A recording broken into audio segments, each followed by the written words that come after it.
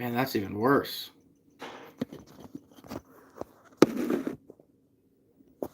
No, maybe. Man, we gotta get this light out of there. Bear with me here, guys. We're working on it.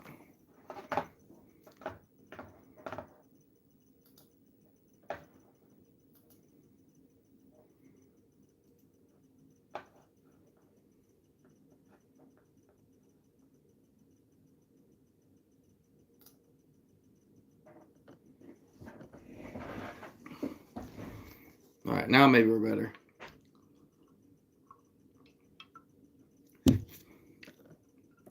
And again, maybe not. Hey, Joshua Blakely's. Next Gen, what's up, buddy? Trying to get this worked up here.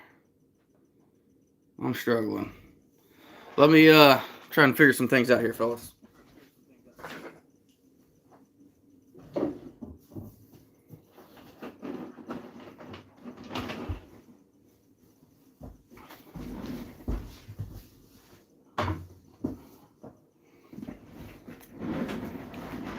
Maybe not.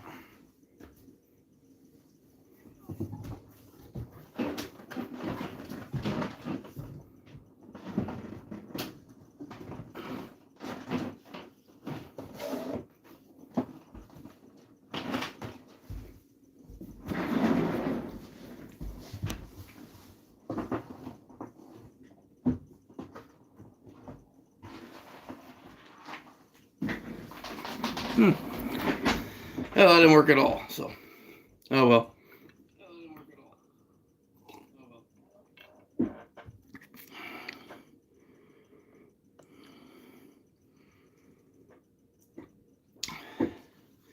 Whew. Oh yeah, I forgot it is Next Gen's birthday. Welcome to your 20s, my friend. Hopefully you're not doing anything too stupid. Hopefully your dad's making you work tomorrow. At least he better be. Yeah, Blakely, it's going to be here before we know it, I think. Trying to get everything ready, and it's just... it's a struggle sometimes. It is definitely a struggle. Seems like no matter what I do, I can't ever get caught up or get things ready enough. Boy, that light's just going to be a pain no matter where I go.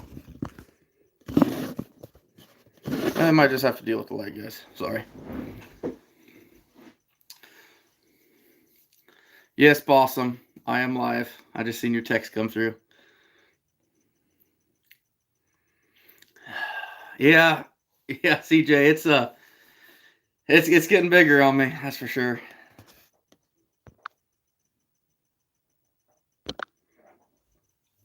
I got a haircut the 18th, so I do it about every 6 months. So it gets kind of carried away.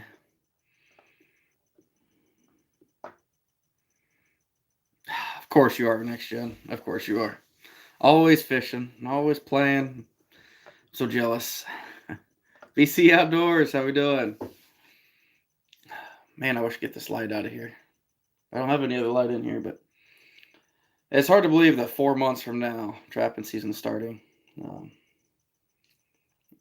I haven't even started on anything hardly, so it's going to be a little bit before we're all ready with everything. But before that's the NTA, which is 3 weeks from now. Today's the 7th. 3.5 weeks, something like that. I will be leaving for the NTA Tuesday morning. I'll be should get there Tuesday night. Help some of the vendors set everything up on Wednesday. It's going to be a good time. It's going to be a good time. I know gas is going to keep a lot of people away, but really hope that people, if they have the time, especially new trappers, I can't stress how important conventions are for someone that's new and just starting out. It's a game changer. Being able to ask questions firsthand, it's just amazing. So that's one of the big things going on. Blakely's, I don't think so. I'm not expecting a huge turnout at that demo. Plus, I'll be doing one at the Iowa one, but I don't think my YouTube will cover it. I don't have anybody there really that I know that. Um, I don't know. I just feel awkward. Like, hey, you want to film me for my YouTube doing this? I just figure it is what it is. Hey, Mike Sorensen, what's up, buddy? Yeah, yeah, that's a drive, guys. I mean, we're leaving here. I'm riding with me and Justin Steins from A&J Skinning Machines. We are leaving here Tuesday morning. Um, I'm not sure. I got to work out the final details with them, but we're carpooling down there. Definitely save a lot on gas, but he's still working on machines like crazy. If any of you are looking for a skinning machine right now, you need to get with him and get one ordered for the NTA because that I don't know how much room he's going to have for stuff that's not pre-ordered. He's got, I don't know what he told me, 25 machines or something like that pre-ordered. Yeah, Blakely's. That's up in was it Escanaba, Michigan, or something like that next year. It's up there ways. I know that.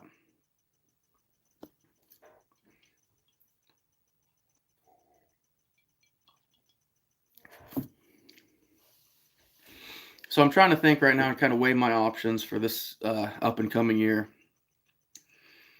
You know, I'm not someone that I won't say it doesn't impact me, but gas prices aren't going to deter me on what I do necessarily.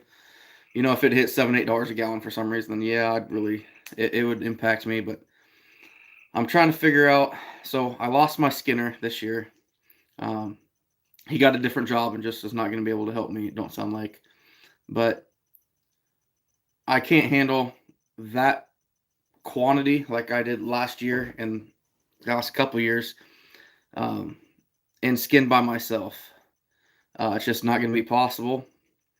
So with the markets that I have, you know, I am, and that's the thing. I've got even more markets that are in development right now for this year. I mean, all the way down to raccoon rib bones.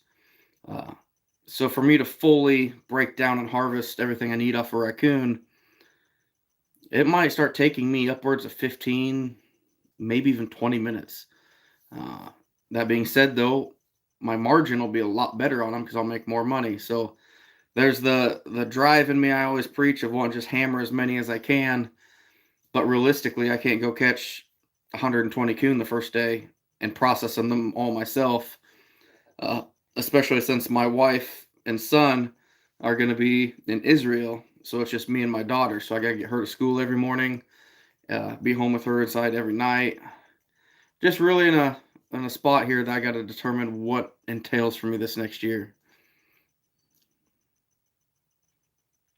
Yeah, Blakely's. Justin did just announce that after the NTA, his skinning machines are going up, which I don't blame him. I'm pretty good friends with him, and I know his steel prices have been going up. I think he's got hit like 3 times here in the last 6 or 8 months, and he just kind of absorbed them. But it's to a point where he owns a business; he's got to make money. So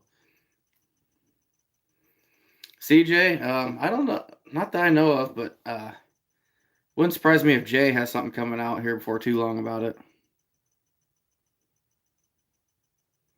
Yeah, Patrick, that would have been awesome. And that's something when I run into Dale at the ITA convention, I'm going to talk to him a little more about it.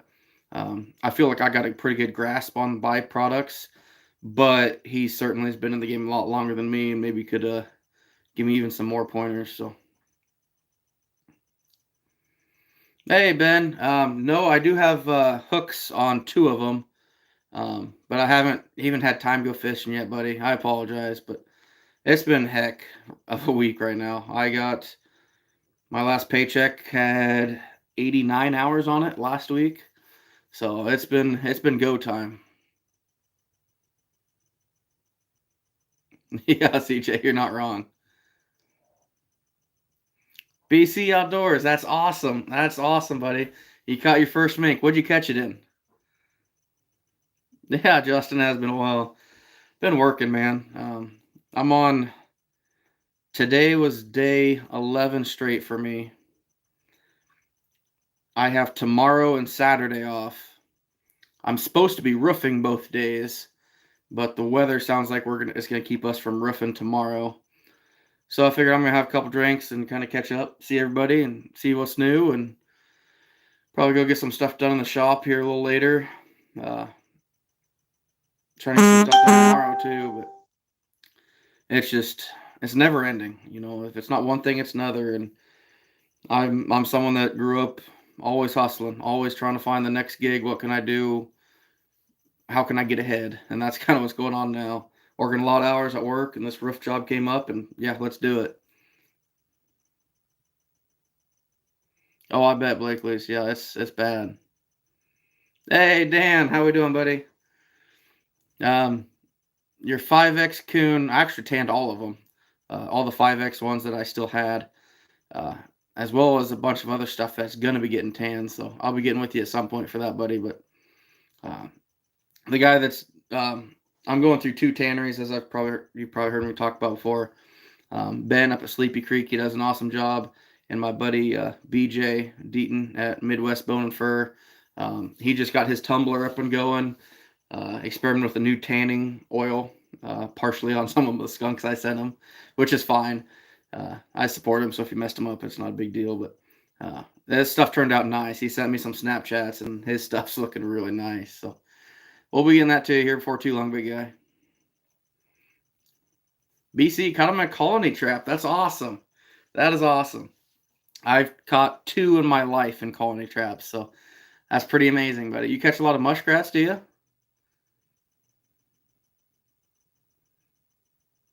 Oh yeah, Ben. There's tracks everywhere right now. Yeah, Corey is. It's been a long. Well, that's what I was paid for, I should say. So I actually worked. No, part of that's paid for. I don't know. It's like so close to 70 is what I was actually there for. Kansas Outdoorsman, how we doing, buddy? Hey, Mark. Long time no see, buddy. It's been a while. Uh, Talked to you a little bit on Facebook here and there. Um, Tell you what, and that's something that I want to do. I'm glad you pointed that out, Mark. Talking about a workbench. So this year, my shop, you guys have seen kind of my flushing station, or at least most of you probably have. I'm going to build a wall right next to it to where I can hang stuff. So I'm not walking around. I want to put a shelf on it with my coon beams right up here, or boards, I should say. Uh, I want to do this a little better next year. Anything I can do to get more efficient. That's the name of the game.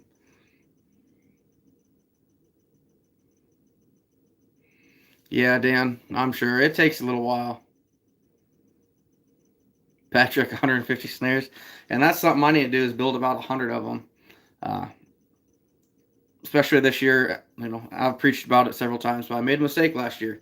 I did not go after coyotes like I should have. I tried something new and it bit me in the rear end. So we're going to be trying something new next year and hopefully it works out. I'd love to get, I'm not a coyote guy, but if we could snare 10 to 15 in the road ditch and I can get on some private ground and catch another dozen, I'd be very happy.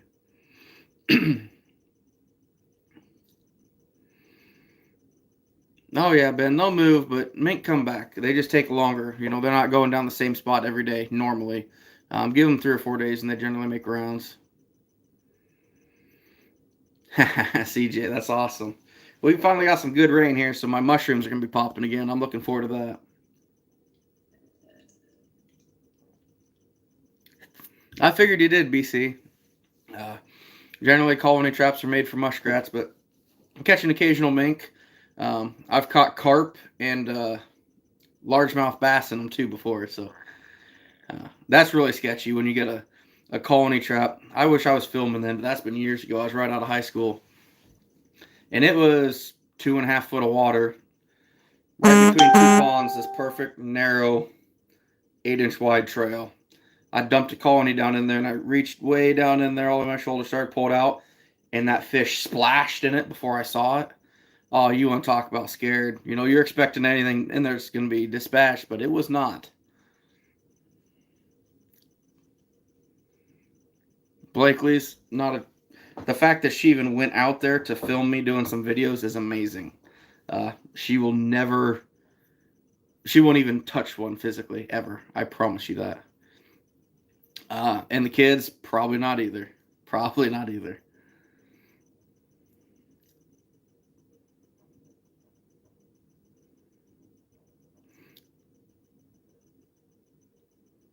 Oh shoot, Mark, that sucks, man. That's tough. My dad's torn both his rotator cuffs, so I've seen that pain before. But man, that's tough, man. But yeah, no, it's just yeah, for me especially, efficiency is everything. I mean, I've even thought about like, okay, so some of you guys that have muzzle loaders, you got the what I call it's like a speed capper. You got your 209 primers and a little tube that just goes over the nipple of it, and you pop it in. I've tried coming up with something like, how can I do that with my pellets? How can I get them in something to where I can just pop it in, pop it in, pop it in, instead of reaching in my pocket one by one, pushing them in. Just something kind of on the back burner. What? How can I become better? How can I become more efficient?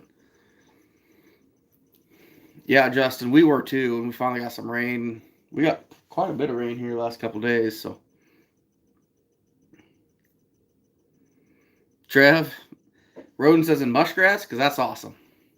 If it was me, I'd be pumped about muskrats.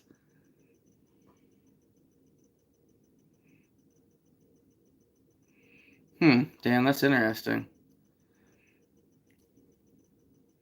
I would almost guess an otter if I had to guess, Dan.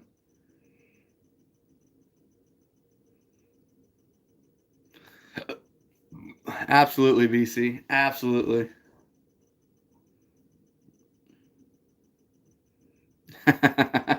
No, Ben. No, we're not doing that. I thought about, and there's going to be a little bit where I'm going to have to take her out of my line. Like I said, I've got her the whole.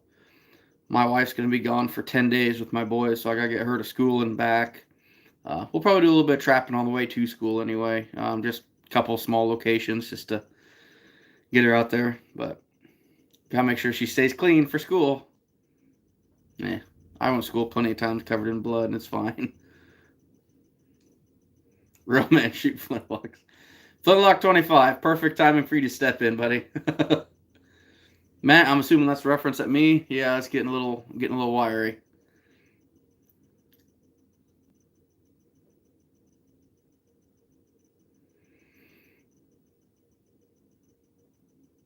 Oh, Trev, that'd get me excited. I would love to see that again. When we were in South Dakota for our family vacation 2 years ago, we went to kind of that part that's known for muskrats, and it just blew me away that you could see 8 to 10 huts in a pond. Like that was awesome. I've never seen anything like that.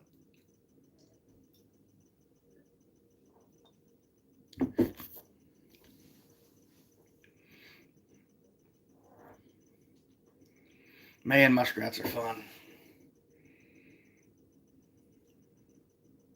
I'm really starting to lean towards beaver trapping though. I had a lot of fun with it this last spring. I just got a lot to learn on to become better about it.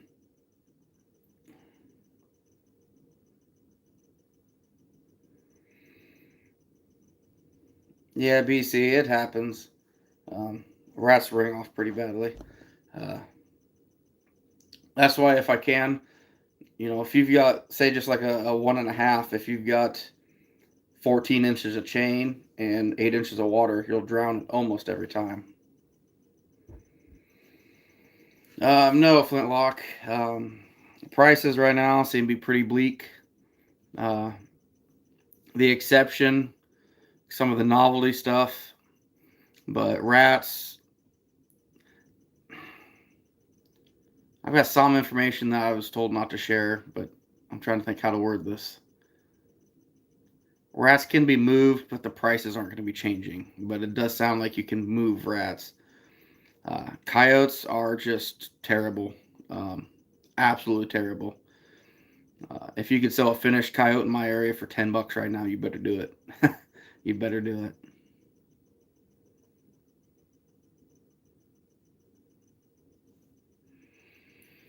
Kansas, my opinion. What do you have for? Is it a pond? Do you have bank dens? Do you have big huts? What do you have? Is it just a crick system? What do you got there? That helped me out a lot on how I'd set it.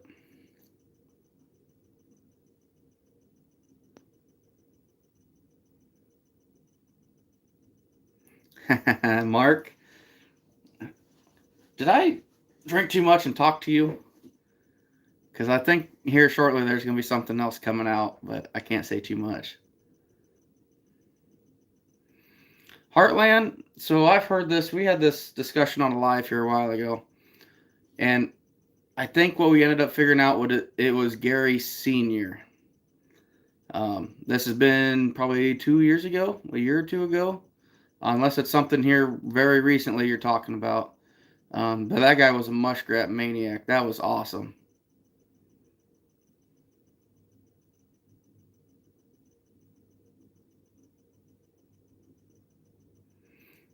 Yeah, Trev, that is awesome. I am so jealous. I would love to trap something like that.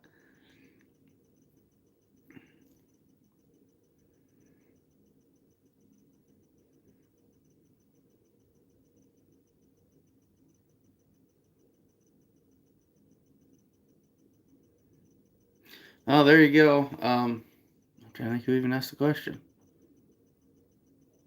Kansas. Yeah. Ask Trev here some questions, or ask me, and Trev will answer them for you because he knows. Sounds like he's far more experienced with rat trapping than I am, especially with that kind of population he has.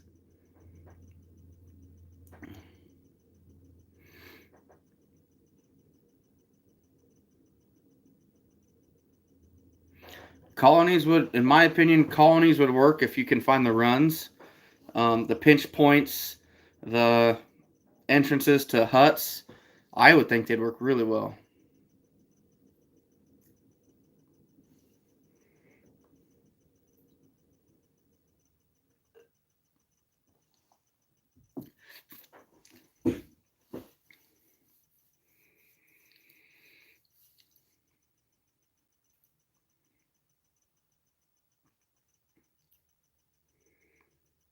Oh, Trev, you weigh them in kilograms.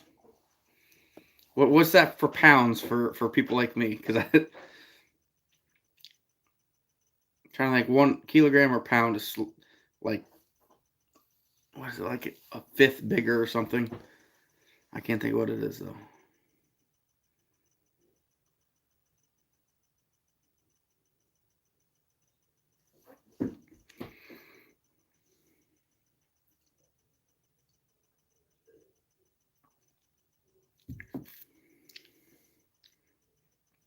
Oh wow, I was way off. I was way off. Yeah, Blakely's. I think. I think they're talking about a flushing machine, not a skinning setup. I could be wrong though. Man, it's hot in here.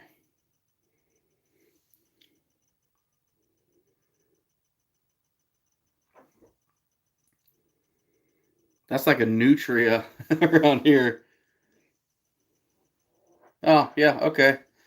Yep. So you're right then, Trev. Probably about 4 pounds. That's amazing. Man, I'm jealous. You need to invite me trapping. I'll come catch. We'll shoot for 10,000 rats in 2 weeks. How's that? Man, that'd be awesome. That's one of my biggest dreams was going after muskrats in numbers. Uh, I watched this is before YouTube and stuff. There's a guy from Iowa and South Dakota, and he journaled everything on a website I'm on, iowatrapperstalk.com. If any of you guys are looking for a lot of the what I would call the older generation trappers that might not like social media so much, but there's a lot of guys on there that are very knowledgeable.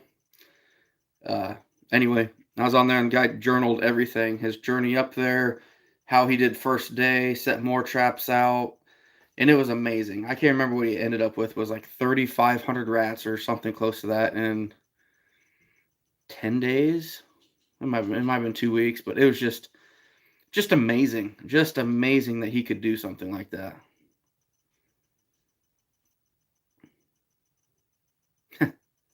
Yeah, Laura, that probably would help, wouldn't it? It makes a lot of sounds though.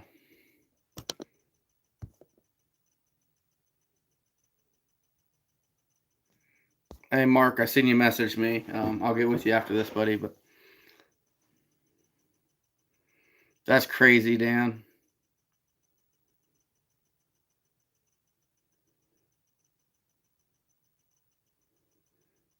Wow, that's pretty harsh, Ben. Cutting me deep, buddy. Scabs on board. How we doing, bud?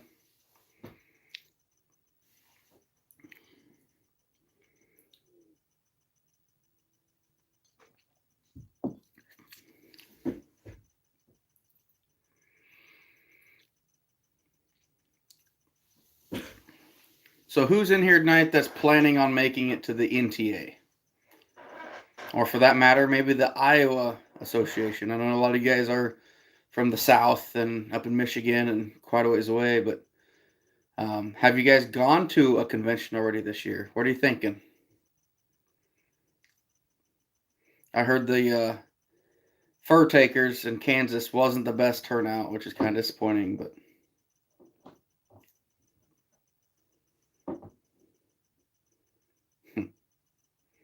yeah, Scab, the fur market's not working, so we're going to just start dealing in other things.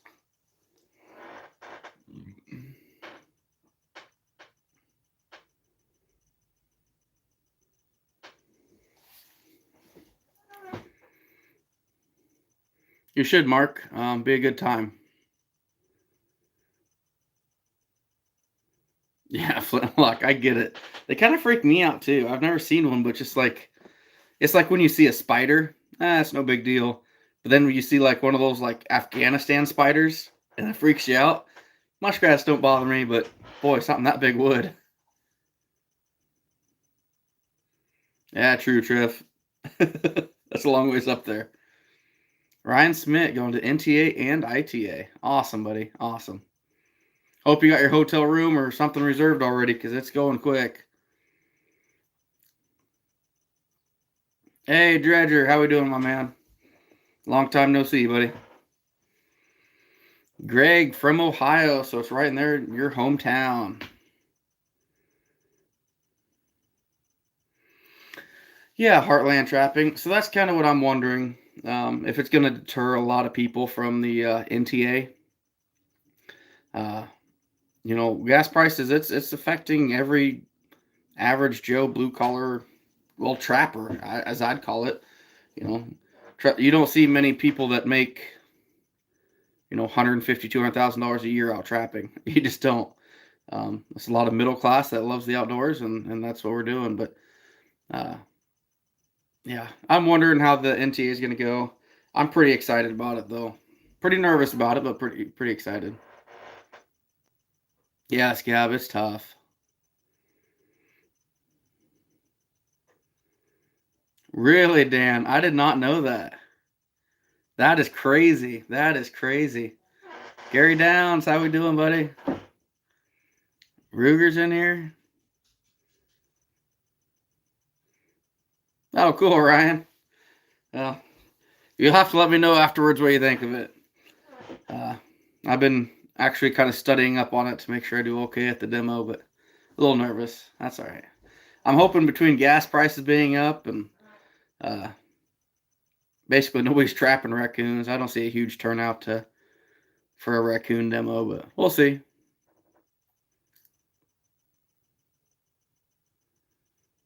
Yeah, Blakely's. Dan, I eat muskrats, so it's got to be similar.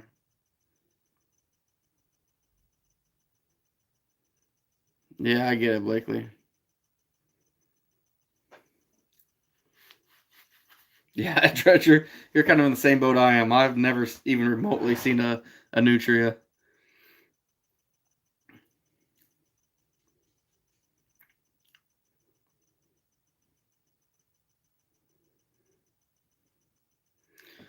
I'll tell you what, Trev.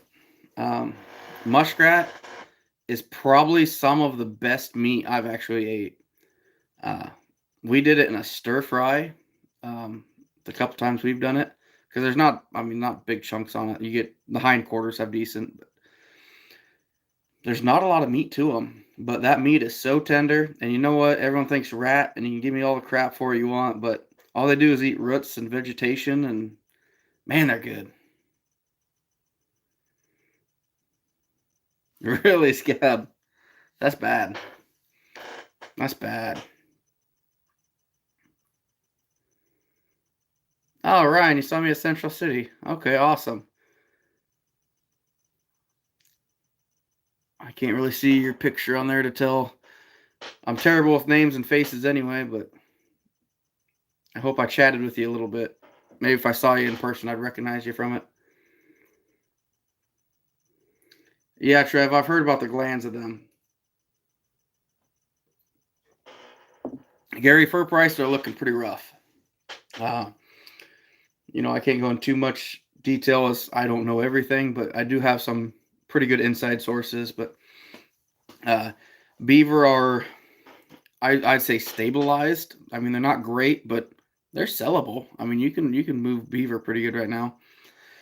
Castor, my castor market is stable, relatively. It might fluctuate a little bit, uh, but like muskrats, they're movable, but just the prices aren't there. Um, my main buyer just moved a bunch of raccoon here a few months ago, but the worst, probably biggest disappointment now is coyotes. It had its huge high, and then it just disappeared.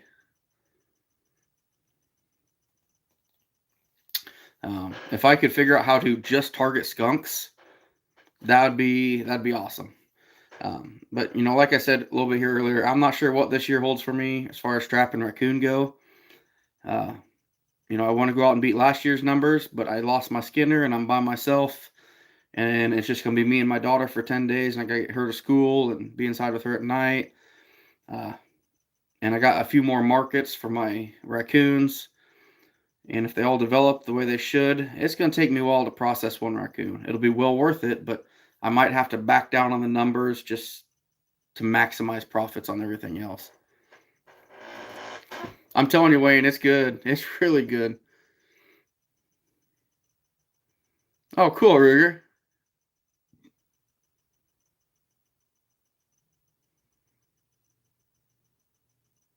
That's awesome, Steve. That's awesome. I'm glad you're ready to go.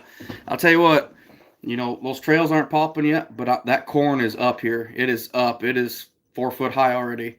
And I'm finding new locations on new ground. It's going to be awesome.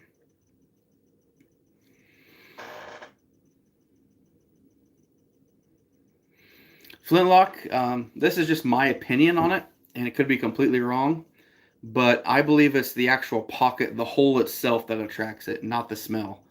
I could be completely wrong on that, though.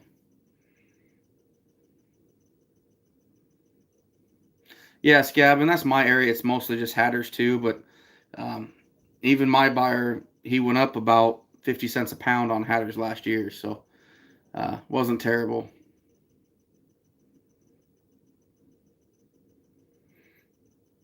Huh, Trev, that's interesting.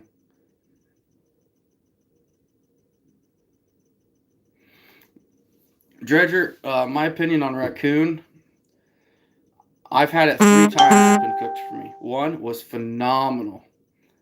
One was bad, and one was terrible. Uh, but they're just a really greasy animal. Um, but yeah, muskrats are 100% different. Such tender, delicate meat. It's amazing. Oh yeah, Blakely's. Me too. Matter of fact, I've still got a bunch of skunks I got to process yet.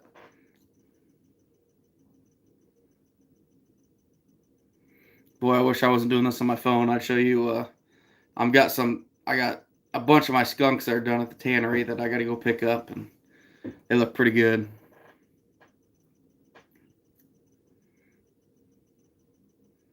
Yeah, Corey. That's the problem for me though. Is I set it in that trail, and I'll catch a skunk, but I'm gonna catch a couple coon, probably 4 or 5 possum before that. But this year, it sounds like I got a pretty good possum market too, so that's all right with me.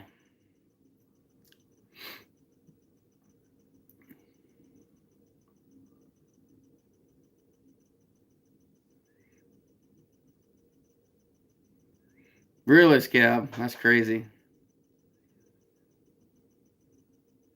Flintlock, yeah, the pocket. Um, yeah, that's my opinion on it. Brad, come on, man. One of these days, Brad, you're gonna get on here and be like, "Hey, it's good to see you. I hope you're doing well." And I look forward to that day. Yeah, Big Cheese, I get it.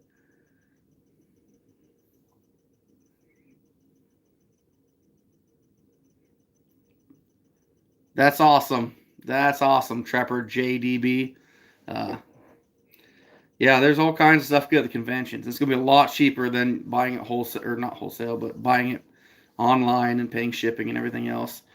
Go to the convention. Uh, I'm not sure how far you are from. Um, what the heck is it this year in Iowa? Where's the convention at? Washington? That just doesn't sound right for some reason, but I think it's Washington. I know it's a president. But there's gonna be some awesome deals there. I'd almost guarantee it, especially with Funkies there. Alan always has good deals on stuff.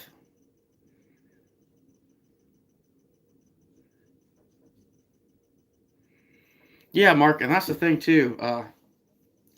It's actually on my intro that I shared here the other day. Uh, I had one location last year. I think it caught 2 coon and 7 skunks in one location. And everyone's like, "Oh, that sucks. That's terrible." It's like, no, this is the best trail I've ever set on. This is amazing.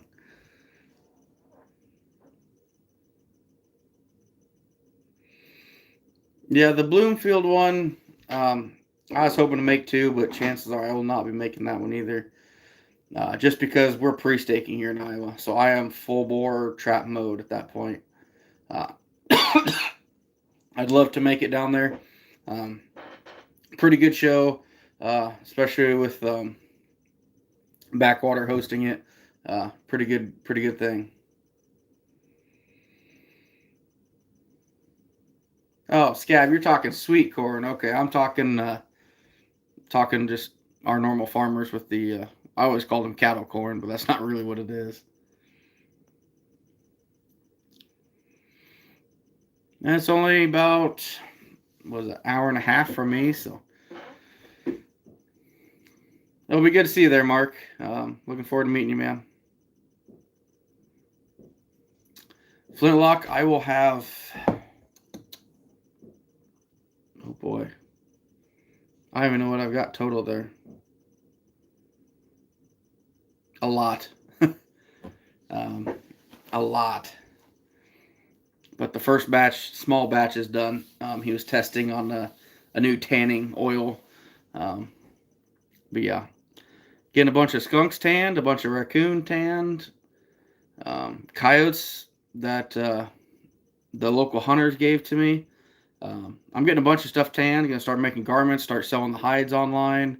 Just everything, any way I can do to make a buck, guys. That's why I'm out here. That's awesome, Dan. When's your season start down there? Oh wow, Blakely's. That's a trip. Okay, Trapper. So you're probably around the metro area, I'm guessing.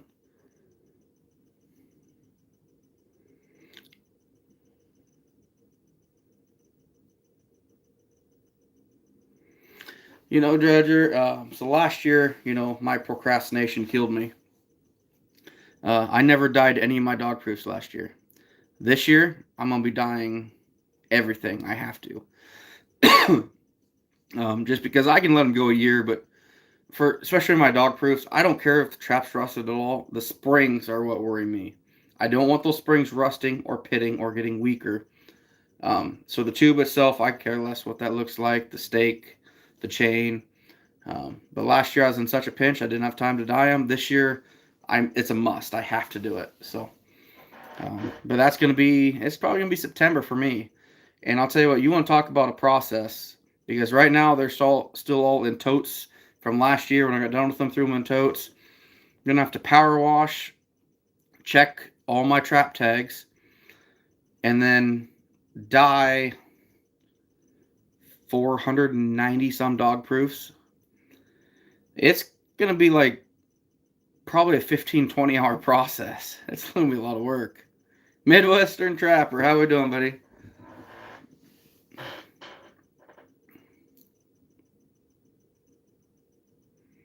Oh, wow, Scap. Yeah, we don't. Our corn went in here middle of April.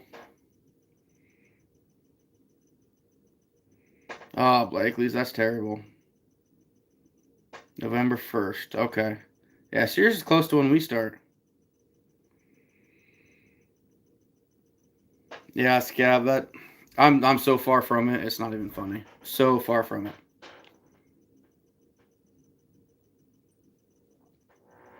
What you wowing, Big Cheese? Hey, Ruger Farming, how we doing?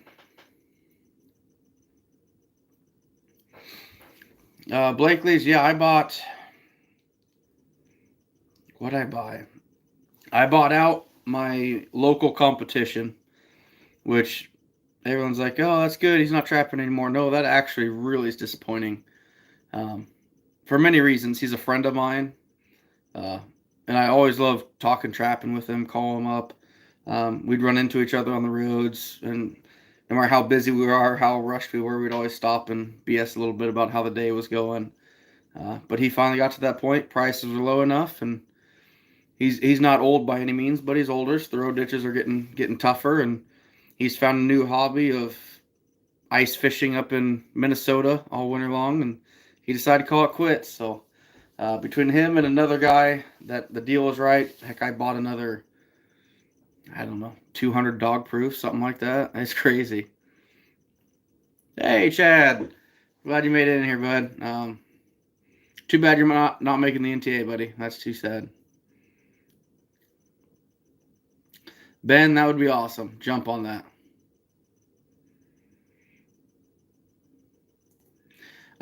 Yeah, Ben, that's something that I do want to do more of.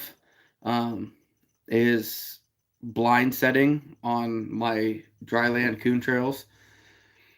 It's very efficient, and you're going to catch that off game, as I call it, the fox and the bobcat, um, and that coon that's just not hungry, like you would in dog proofs. Uh, Something I want to improve on, but at the same time, I can slam a dog proof in there in 25 seconds versus bedding a foothold trap. I might be there for 3 or 4 minutes, but it is something I do want to try doing more of. Oh, Ruger.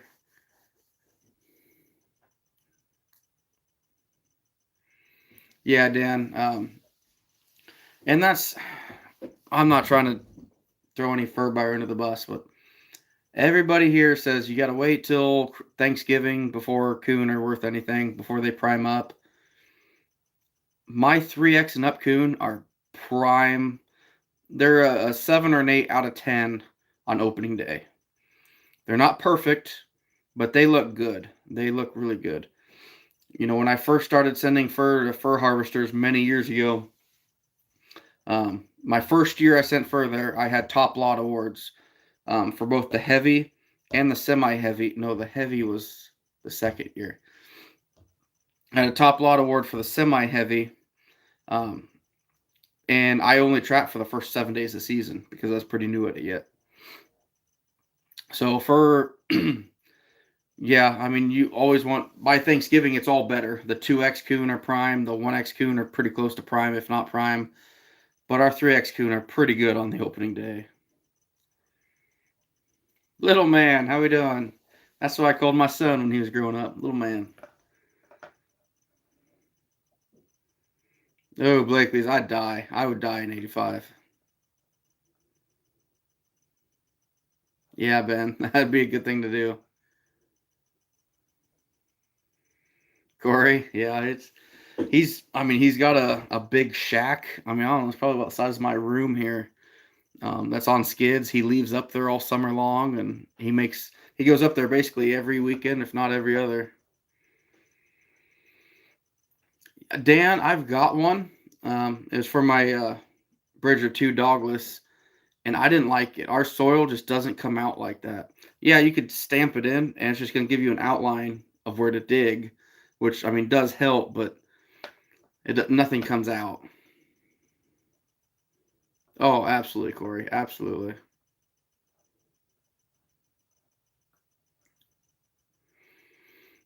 Exactly, Scab. I've been getting a lot of that too. I've had a lot of haters recently telling me, it's pointless to go out there and catch that many raccoons. That's a waste of gas, waste of time. You know what? I love to do it. Why wouldn't I? Look at every bass fisherman. Every real bass fisherman has probably 30 grand in a boat and gear to catch fish he lets go. And I'm not complaining about that. Go for it. If it makes you happy, I don't care. Trapping makes me happy. Why should anybody care? I just that bothers me a lot. I hate that. Yeah, Ryan, I use a lot of DPs. I prefer 220s. That's my go-to if I can. Um, ouch. Oh, if you heard that, that was my ankle, and I didn't even move it. But 220s if I can. That's what I want to use every time.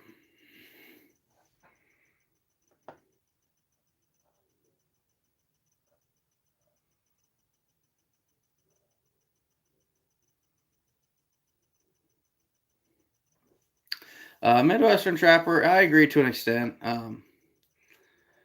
We don't have. I know what you're talking about. They get kind of that yellow tint to them. Ours aren't that bad, really. Oh yeah, that's right, Dan. I forgot you don't have anything bigger than that.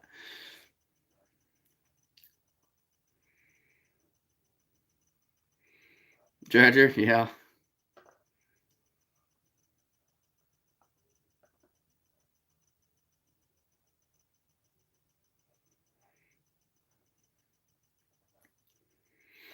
Yeah, Blakely's. We probably average, if I'd have to say,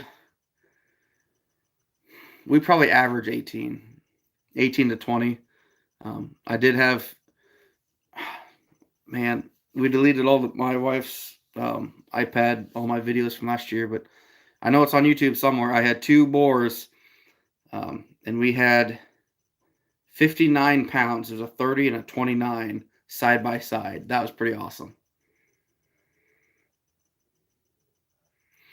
Ben Liesel is a heck of a good coyote trapper. He really is. Um, he's from out. Where's he from? South Dakota. But he travels the country coyote trapping, and he has some pretty good demos too. If there's a demo, hopefully you got a chance to watch it. Chris, I do not. I've never actually used it, but hopefully that's not a joke towards me because that was a big thing for me here a little while ago.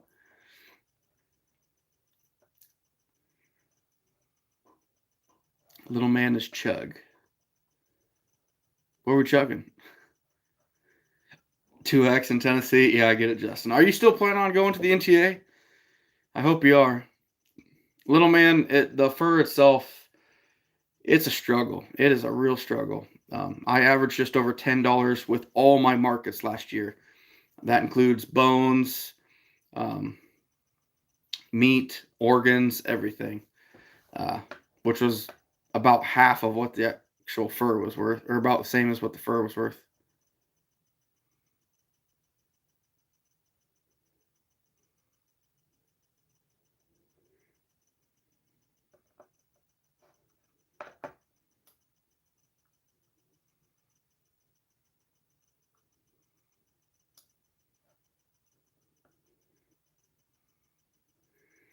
Yeah, Ben, he's from South Dakota. Yeah, I get that.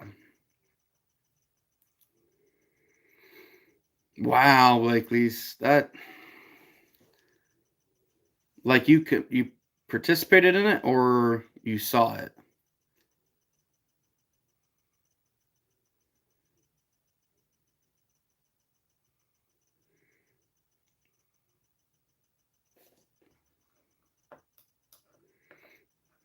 Miller's Fur and Traps. I guess I've never heard of that one, Rigger. Yeah, I'm using the E-Trek, Dan. It's one they don't make anymore. Uh, It's you can find it on YouTube, not YouTube, on Amazon, remade or refurbished. But the one I like to use is like me, very simple. I don't like complex stuff. I'm not smart enough for them. That's crazy, Blakely's. I would almost wonder if that's somebody's pet raccoon, especially that far south. Oh, that's too bad, buddy. I get it though. Just hoping to get a chance to meet you, man, but we will someday.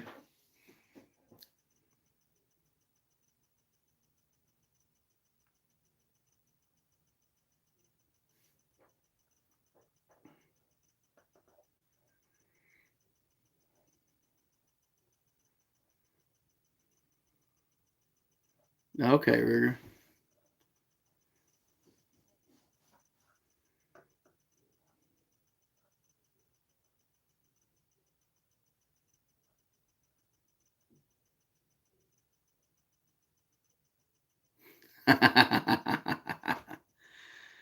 Oh, that's funny. That's funny, Dredger.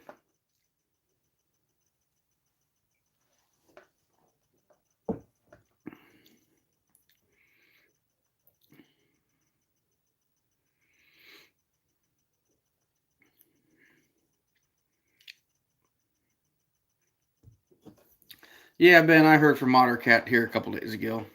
I think he's still working on his mink trapping skills. Um, he's got a lot of work to do. So,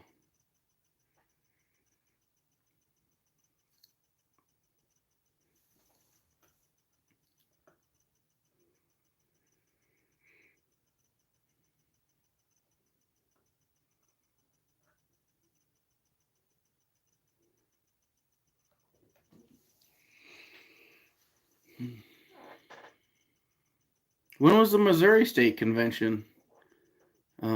Heartland.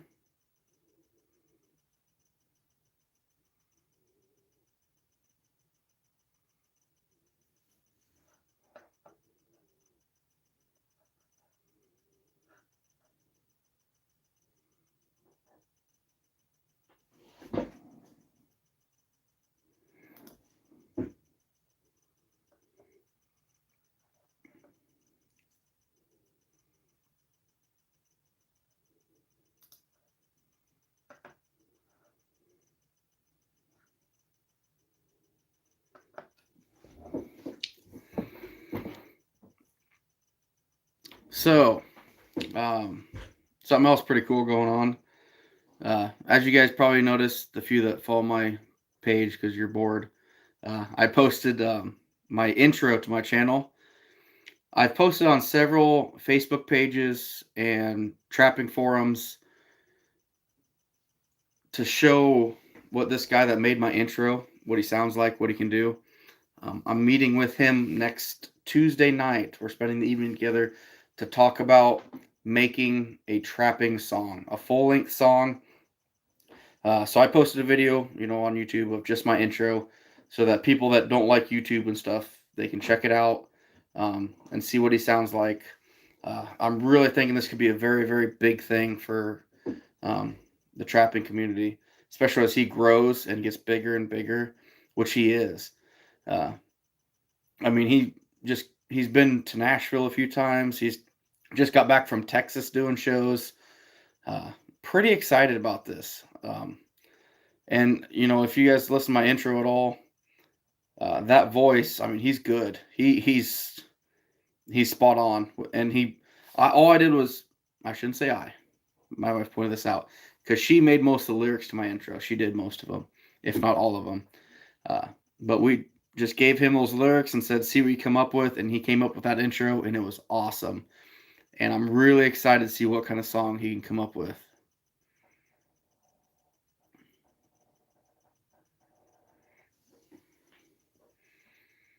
MTA convention. We're talking about Blakely's.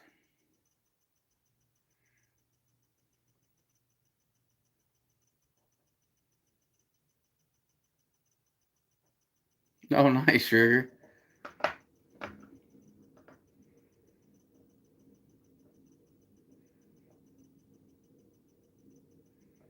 Third week of September, Heartland. Okay. That's awesome, Flintlock. That's awesome, buddy. I hope you just hammer them, man. They're so fun, especially around here. Like, they're around, and I think there's a lot more than we think, but problem is for us, like, coon plug up everything. It's so hard to find mink that the raccoons just plug up everything. If we didn't have raccoons, I'll bet I'd catch a lot of mink.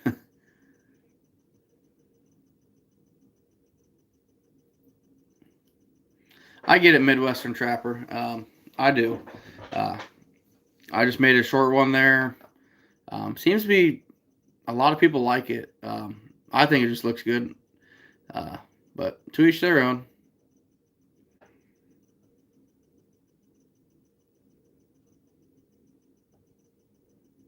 Yeah, Ben, something like that.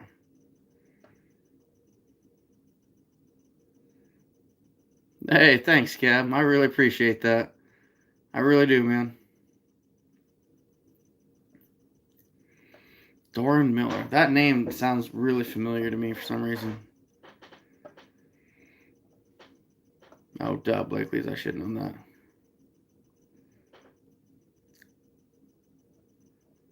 Midwestern, yeah. Yeah.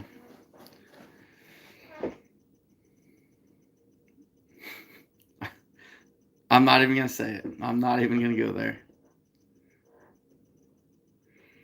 Oh, no, Ben. Ben, you don't have any faith in me. I'll catch a few mink.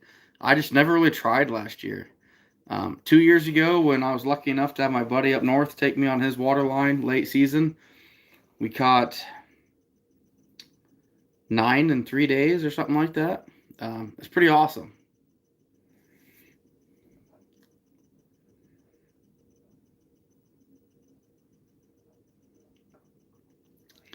And that's something I'm really considering, Flintlock. The few water systems I do have, if we do have water in them, run an extended check here with a dozen sets underneath the bridge. Yeah, it's going to take me forever to set that, like probably half an hour. Set 6 on each side, come back in 2 days, 3 days, if it's cool enough. All on drowners, hopefully get some mink in there.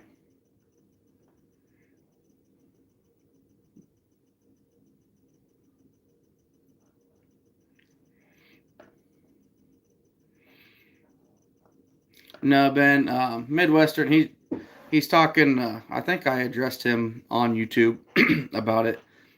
He just doesn't care for intros, which is fine. To each their own. I don't blame him. Uh, and I actually had 3 different intros with different stuff on them, but uh, yeah, everyone has their own opinions, and he's welcome to it just like anybody else. Really, Ruger, that's crazy.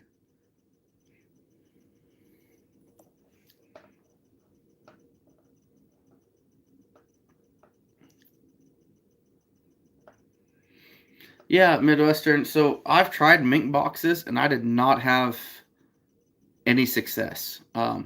Granted, I didn't give them a fair shake. I didn't give them, I didn't dedicate myself to it and really try it hard.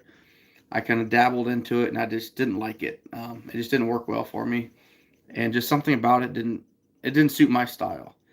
Um, that being said, though, go back to blind sets, especially around our bridges here. Our bridge, we got concrete pillars right on the water's edge. Normally, those mink can run the bank until that pillar, and then they're stepping into the water to go around it. Right where they're stepping in, that's where I'm setting those blind sets, and I've had really good success with that.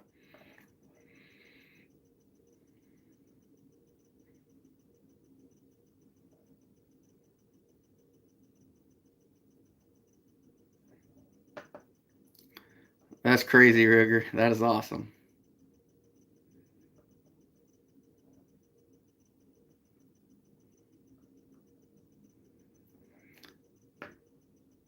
So, little man, I do want to know what you know about trapping, I guess. Um, just kind of curious. Give me your insight, what you're looking for, or wanting to get out of this. Ben, for me, mink bait, I'm just using fish and pocket sets.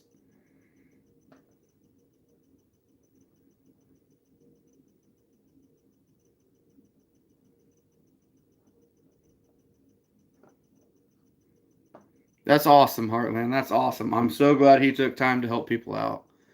That's awesome. Yes, Mark, I'm using 1.5 for blind sets.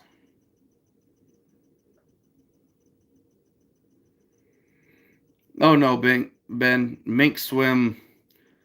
A mink goes through 3 inches of water and he's swimming. Uh, in my opinion, I don't take much. So Ben, you get a completely frozen creek system, and a mink will be under that, and he'll swim 100 yards under the ice. Uh, they are very, very equipped for water, but you can catch them on dry land just the same, kind of like an otter.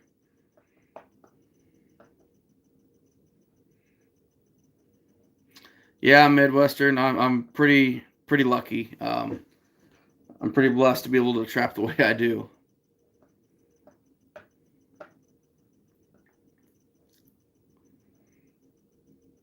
Ben, what I used in my pocket sets was Jack mackerel. Um, Years ago, I could get it for $1 a can at Walmart, and a can would make, I don't know, 15, 20 sets. Now it's like $3, so I don't know. But that's why I use. A lot of people use carp. They'll grind up carp or chunk it up. That's really good for pocket sets for coon and mink both. Dan, I never have because by that time it's cool enough that that fish is going to be fine in there for 2 weeks before it stinks. And even if it starts stinking, I don't care. I'm going to leave it. But I'm also not a huge water pocket set guy.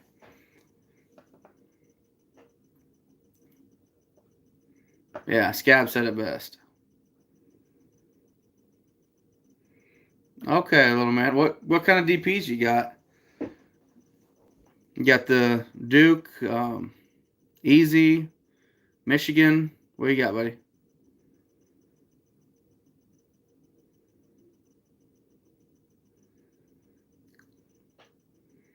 Exactly, Midwestern. Exactly. Hey, Dale's in here. How we doing, buddy? Ben, absolutely. Shad will work great in pockets. Now that Dale's in here, he can probably weigh in on this a lot more than I can. Um, Anything that has a loud, fishy smell in a pocket set, you're going to have success with.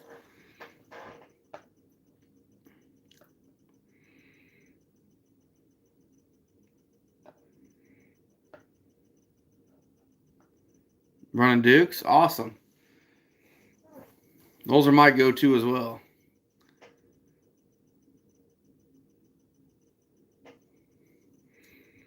All right, you guys all welcome Dale to the chat. I'm gonna go get another drink.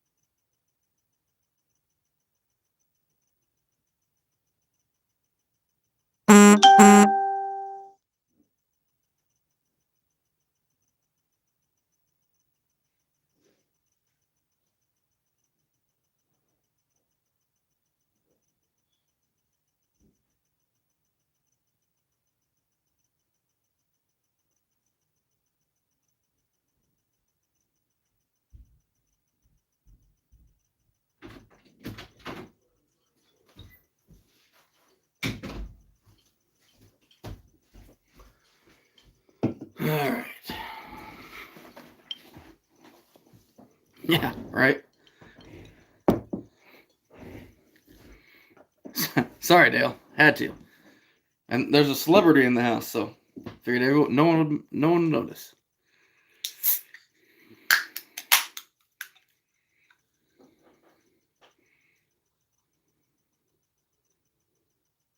Really, Chad? Now you take time to jump in?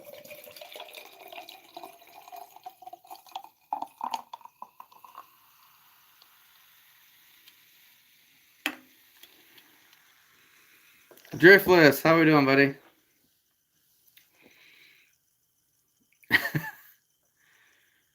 Little man, I like a rum and Pepsi. 2 if I'm doing this crazy stuff.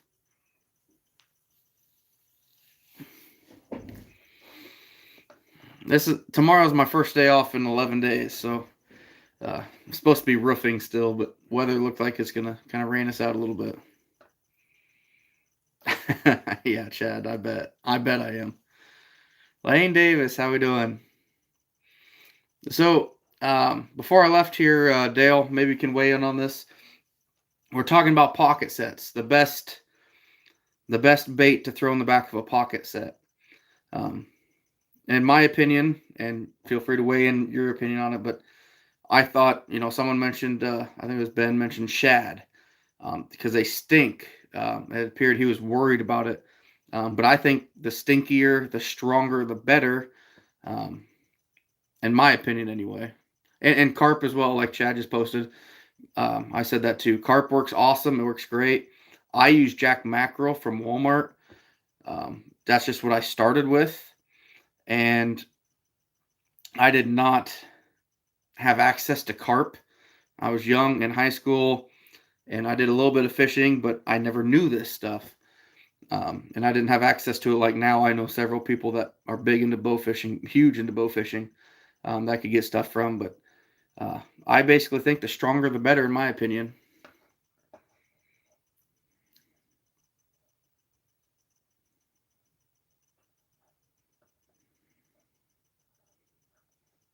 Yeah, Blakely's, it's completely 2 different things, and both of them basically kicked my rear end. Oh, Ottercat did jump in. Oh yeah, little man. I've caught otter for sure.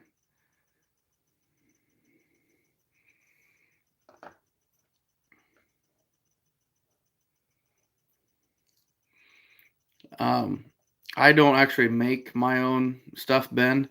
Uh, Dale makes a beaver lure, which I'm sure he's not going to give you his ingredients by any means, but I do know a lot of people, beaver caster in general, works great, and I would mix it all together. That's my opinion. But there's other stuff you can mix with it to make it kind of last longer. Uh, so you could get 2 casters that would, make more than just a handful of sets. But yeah, Ottercat's ears must have been burning. Okay, so Dale's in order are shad, carp, catfish. Perfect.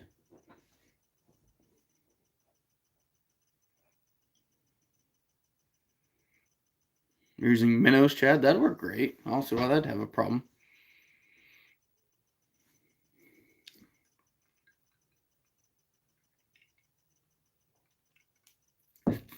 I do not, Ben, but I know several people, especially the northern states, that seem to quite a bit.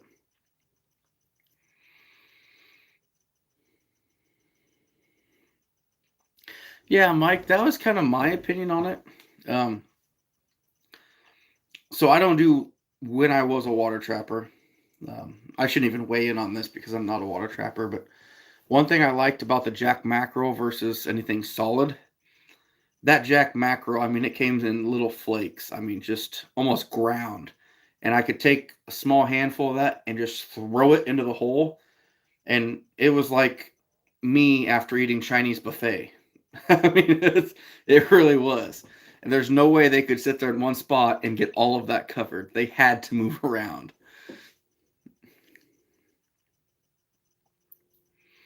Ben, a lot of people like seine or cast. A lot of people actually use fish traps around here. That's probably the biggest, but a lot of people can seine or stuff like that. Cast net, yep. Otter Cat, we just assumed that you were touching up on your mink trapping skills. That's kind of what everybody weighed in on. You're worried, so you're spending at least 20 to 30 hours a night, kind of touching up on your skills. So, hey, Squirrely, how we doing?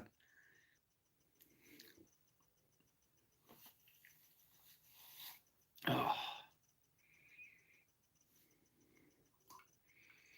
I'll tell you what, Dale.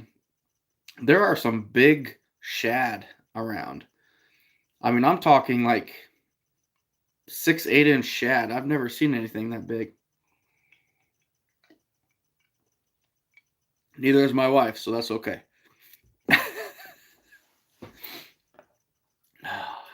Second drink in, and we're going there. Oh, shoot. She's sound asleep on the couch right now with my daughter. She was a little terror at dinner tonight.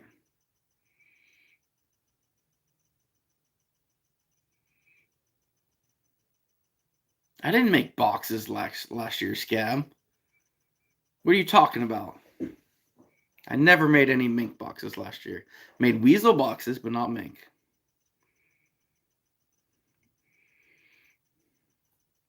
That's crazy, Dale. That's just crazy. Mark's in the house. How we doing, buddy? Don't feel bad, man. I'm not ready either. I'm the worst procrastinator in the world, and I'm so busy with everything else going on. It's gonna be another late setup for me.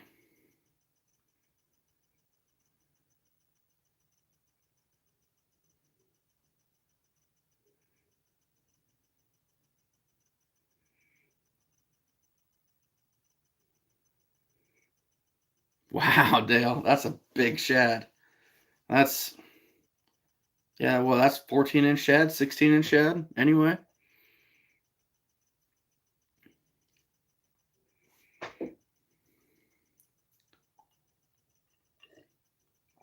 kind of throwing everyone for a loop tonight, doing it on a Thursday night.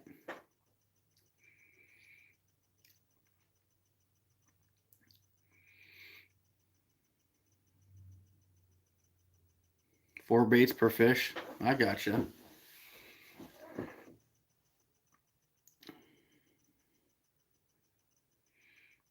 Mike, I do not. I have heard one person talk to or mention that before, but I never have. Um, but I'm not a water trapper, so I'm not the best person to ask about that. Uh, I pretty much stick to dry land and ditches. Short, easy, dry ditches.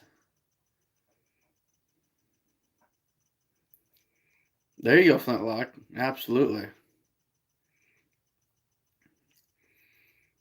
Hey, Scab, if you don't mind, give Dale's channel a share. Dale's got way more knowledge and experience than probably most people in this chat almost combined here in Iowa. And he started a channel. He's got some really good stuff out already. I even warned him the other night. I said, "Hey, don't get all your good stuff out yet. Wait till it gets closer to season when people really start watching this stuff." And I don't even think we've touched this good stuff yet. So, um, but definitely worth watching. I really wish I could have made it to Kansas just to watch your demo on the byproducts. Someone was mentioning that earlier. I can't think who it was, but that would have been huge. That would have been awesome to see. But yeah, I mean, he started a YouTube channel and he's got some good stuff out there, guys. Stuff that most of us can definitely pick something up on. I'm glad he did it. So you guys have to check it out.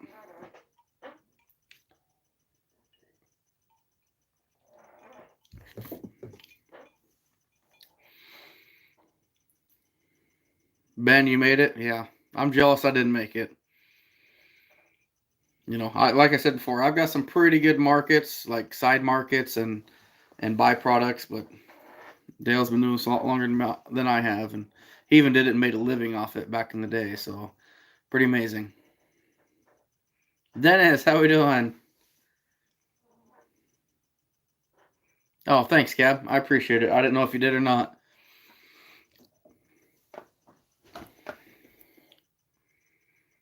No, I'm not sure what I'm going to do this year, guys. Like I said, losing my Skinner to a different job, and with me having my daughter for basically the first 10 days of season by myself, um,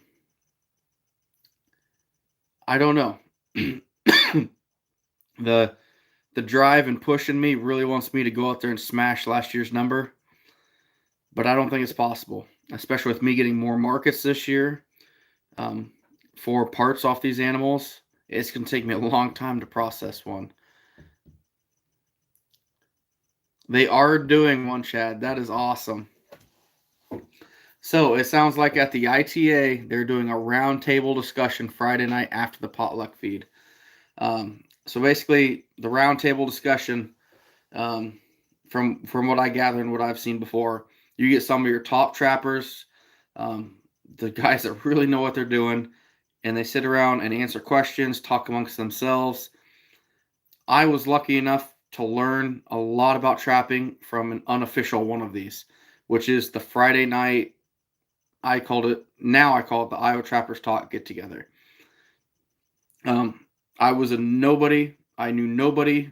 I had no idea what I was doing there, but I love trapping, and I was by myself, and I got invited, just sheer luck, to go to one of these where a bunch of trappers were talking amongst themselves, talking trapping, talking numbers, talking strategies. And I wish I had a notebook and pad of paper because I could have taken out so much at that point. Oh, you're good, Scab. I appreciate it, man. Ben, I don't know. I really want to, but like I said, my wife and son are out of town the first part of trapping season, and I don't know if I'm going to be able to do that this year. I want to so bad, but no, Dredger, I'll never be that. PA, how we doing, buddy? You got it already, Ottercat. That's awesome.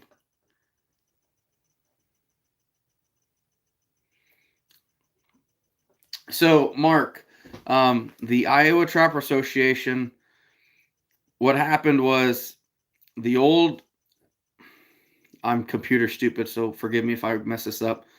The old Trapper Association website, the, not engine, the people that owned the website that updated it for us or that controlled it, they went out of business. So we're stuck with the Iowa Trapper Association webpage that we couldn't update, we couldn't edit, we couldn't do anything to. So they're in the process now of making a whole new website. I was told it should be up here pretty soon. A whole new website, a whole new everything.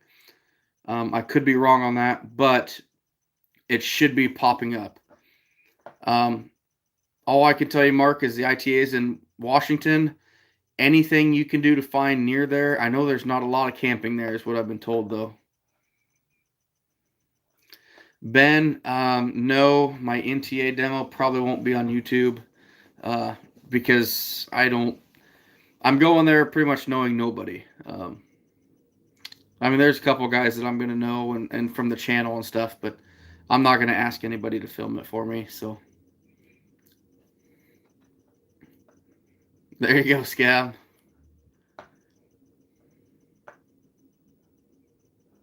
Oh, I'm sorry. Chad answered the question before I got to it there. Mark, my bad.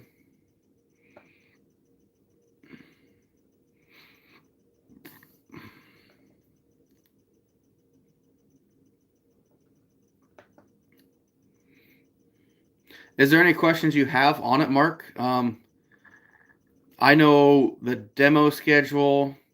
I know a lot of stuff about it if I can help you out in any way. Hey, Logan, how we doing, buddy?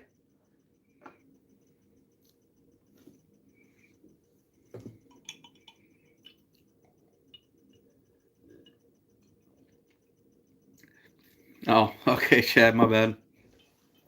Everything on here pops up later, so I don't know how much later it was. Yeah, it has, Logan. Glad seeing you here, bud.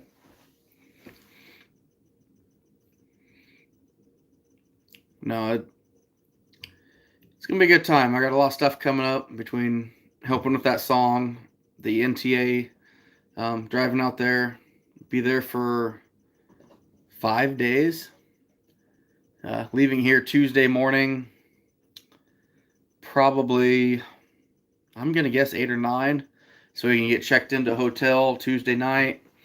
Wednesday, I'm just going to walk around. That's when all the vendors are able to get in. And any vendor that looks like they need help bringing stuff in, I'm going to help with. And then Thursday starts the show. PA, it's been dry here forever up until about 3 days ago. It's all good, Scab. I don't care. I just love talking to people. I'll tell you what, Mark, when I get done with this live, I'll send you, I've got the demo list. I got a map of the fairgrounds. There's a couple of things I can help you with. Just not sure what else is in there. I know they are doing a kids activity on Saturday. The ITA's got some kid stuff going on. I don't know the details on it yet, but that is awesome. That is huge. We'll see, Ryan.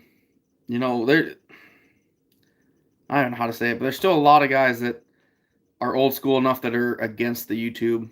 And I don't want to go to these things, hey, I'm doing this for me, or I'm filming it for me. That's not what I want to do. Really, the only filming that I was planning on doing at the NTA, I want to film when I get there, show where the parking lot's at, show where the vendor buildings are, so any of you there on my channel that are coming there can say, hey, this is where I need to go, this is where this vendor is, or whatever. And then I want to go through and I want to talk to some vendors. Talk about what their thoughts are with the fur industry. Talk about what specials they may be having. Anything that I can do to help them, maybe get some sales. Yeah, I love talking mink trapping, Scab. I'm just terrible at it. That's all there is.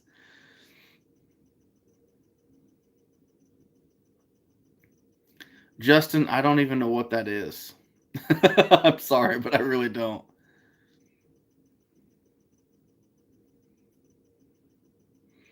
Absolutely, Mark.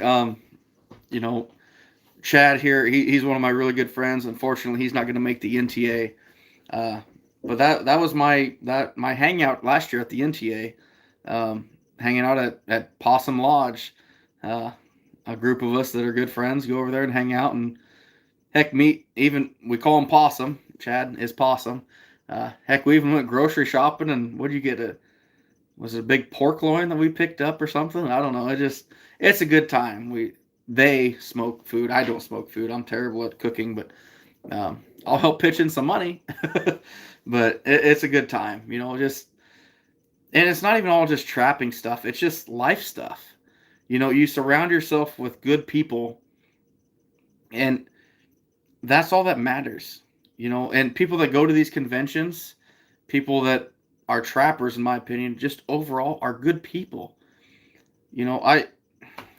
Even without this channel, you could go to a trapper convention and just talk to somebody, and 20 minutes later, you guys are best friends, shared numbers, and you're going to go elk hunting this summer or winter, or whatever. I mean, it's just, that's how it is. And I love that community. That's why I love trappers. They're such good people. I ever feel like at a convention, if I was that nerdy schoolboy that had all his school books knocked out of his hand, 30 people are going to run to him to help him pick them up. That's what I mean.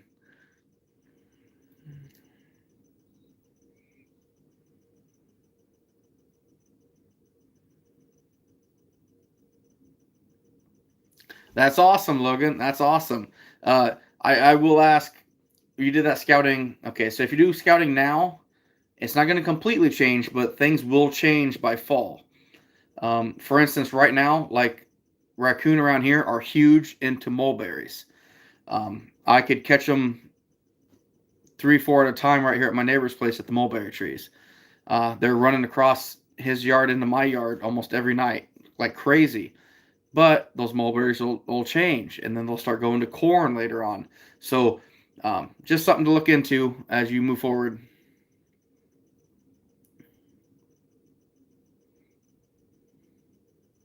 Oh, why do you have to say that, Justin? That makes me even more nervous.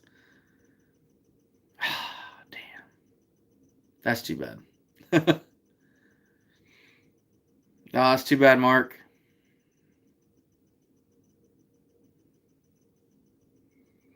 Exactly, Mark.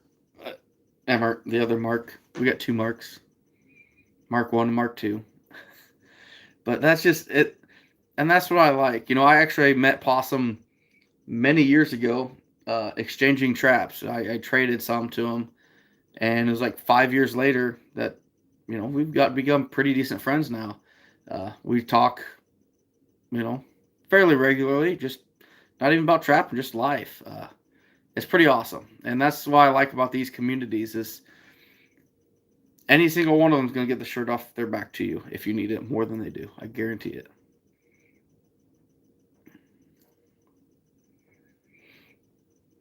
Oh, good, Logan. That's awesome. And that's the thing. Like water's always going to carry fur. Period. No matter what. Uh, and long term, when it comes to trapping, water locations will hold and carry more raccoon and all fur compared to my dry land. And that's something I'm going to stress in my demo. I'm a dry land trapper, but I'm constantly, I sit here, I sit here, I sit here. Okay, now we got to move this one, move this one. I'm always leapfrogging.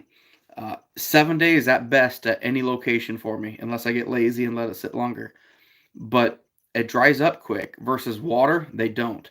Especially the bigger the water, the more raccoon that'll carry to that. If Dale's in here, he can weigh in on this. He'd be a good one. Uh, but that's huge.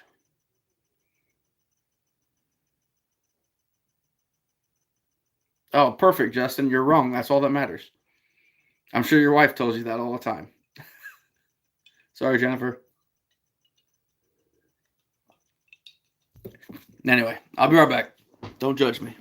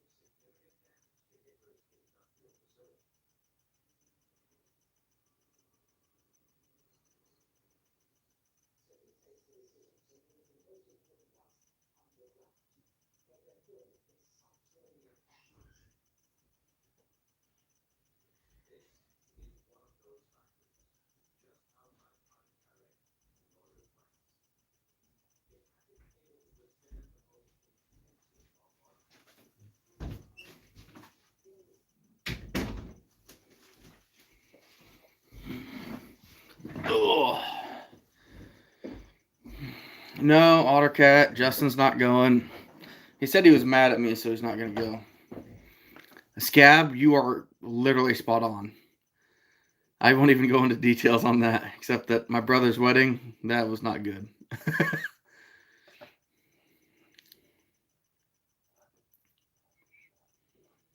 Exactly, Logan. Exactly.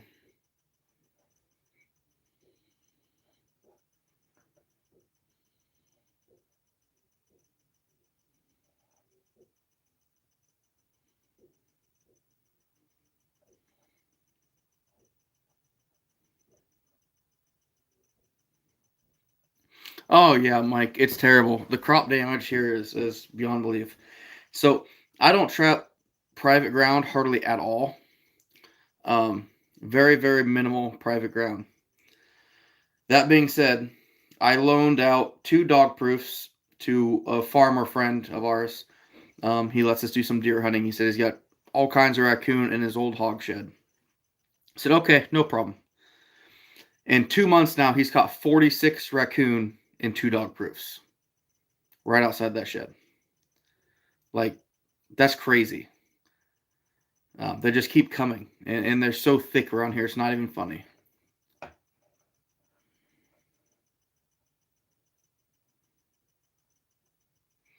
Yeah, there you go. Chad posted on here.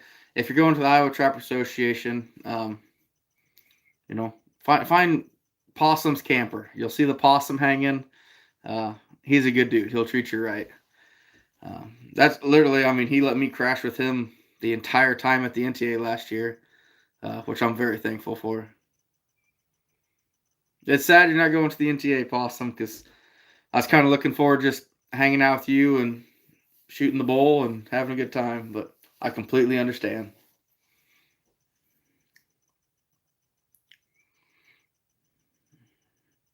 Ben, we don't have a lot of quail anymore, and I think a lot of the reason is because of our predator population, um, especially raccoon. And see, Mark, that's a good number. Like, that's a big number, but I've heard of several guys over the course of 6 months catching 100 coon going to a shed down here. I've never seen it, but I've heard rumors of it. I do know I have seen a picture of it. So this is illegal by all means. There's a farmer not too far from here. He was putting like 100 pounds of grain for his calves every day. And he thought, wow, these calves are really eating this grain. And then there's like half the grain left, and he moved the calves out, and the next day his grain was gone. He thought that's kind of funny. Filled it back up with grain again the next day, completely gone. And he kind of wondered if it was raccoons, because he's seen some raccoons around. So he put some poison with it, and the next day there was like 75 dead raccoons laying around his property. Illegal, and it's terrible, but that's the kind of populations that are down here. So if you want to factor in those kinds of populations to what I'm catching, I'm probably actually a terrible trapper. I really am. It's just insane the amount of stuff down here.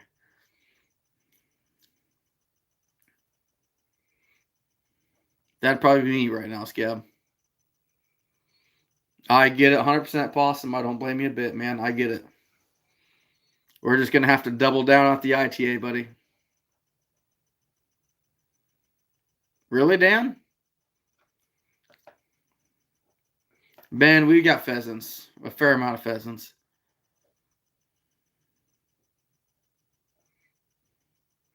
Yep, Flintlock. Ours did too. And it's probably about the same year. And that's why I am able to, I sold most of my fur, but I still got a lot of skunks on the carcass. I think I got 1 or 2 fox on the carcass yet. My first bobcat of the year is still on the carcass in a freezer. I haven't got to. Just haven't had the time to, and since I'm in no rush to, it's legally harvested. I got tagged for my cat and everything. We're fine.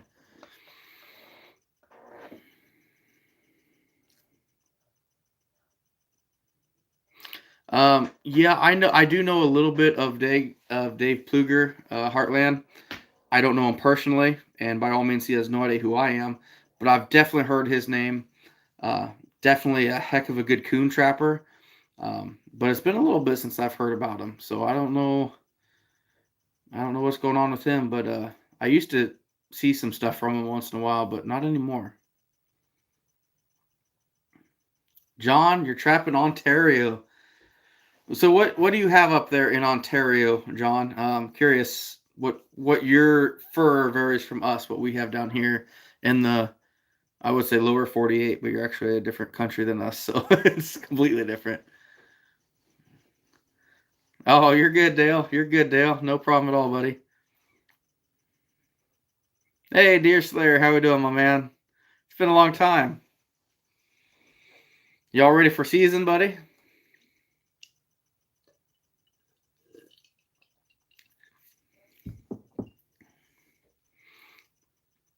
Chad, phone went wacko.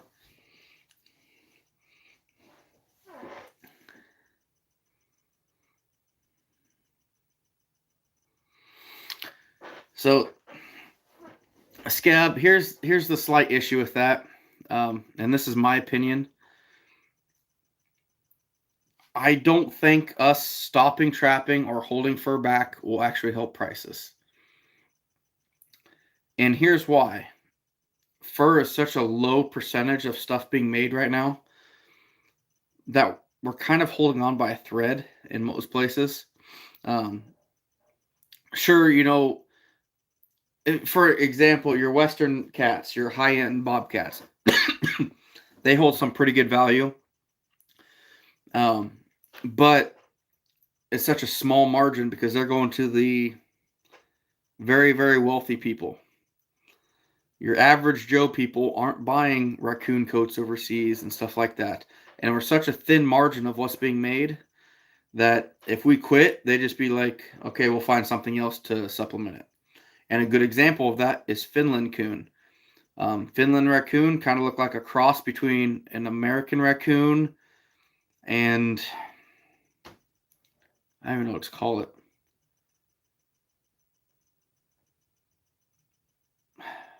I really don't know what else to call it.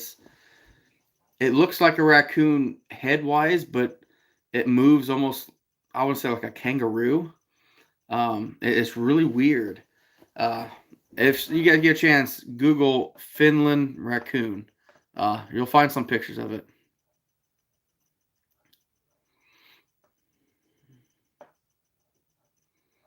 Otter cat, I bet they don't have a whole lot of raccoon. Yeah, flintlock, I agree with that.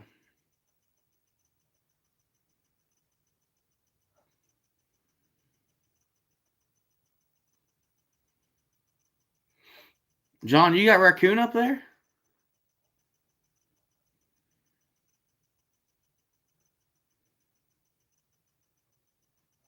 Hey, yeah, exactly, Dale.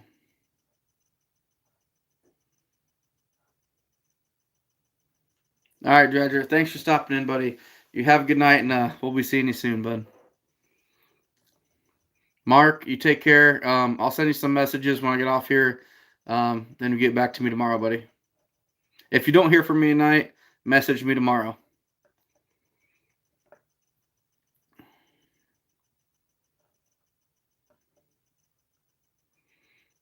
Yeah, and that's the thing. Maybe trappers really need to start making their own blankets and stuff, Ben. And that's kind of what I'm starting to lean towards doing. There you go, Scab. More, yeah, more like a fox. Kind of interesting.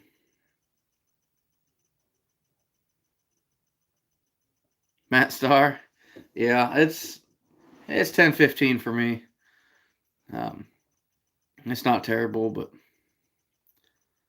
there's still a fair chance I'm gonna be roofing tomorrow, so I can't stay up too late.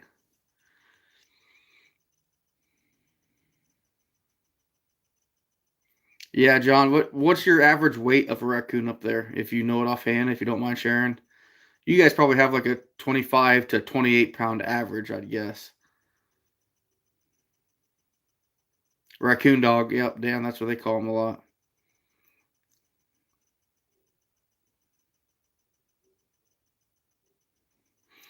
Ben, the calendar's kind of temporarily on hold right now, but I do want to make one. I'm definitely not opposed to it. Yeah, I've always heard of him as called Fin Coon. Um, but yeah, the raccoon dog or whatever you want to call it. They're really lighter though. They're a lot lighter color.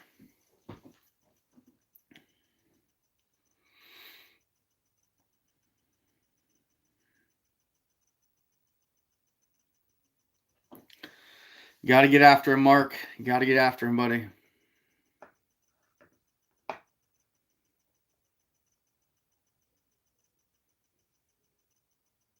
What's your comment? Did I miss it, Justin?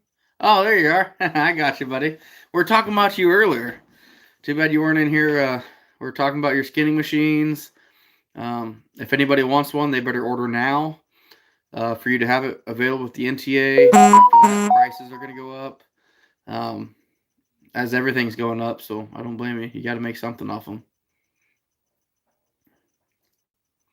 Yeah, PA. That's just crazy.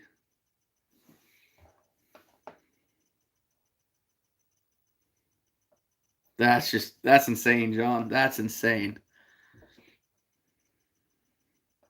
That's cool, Scab. I love that.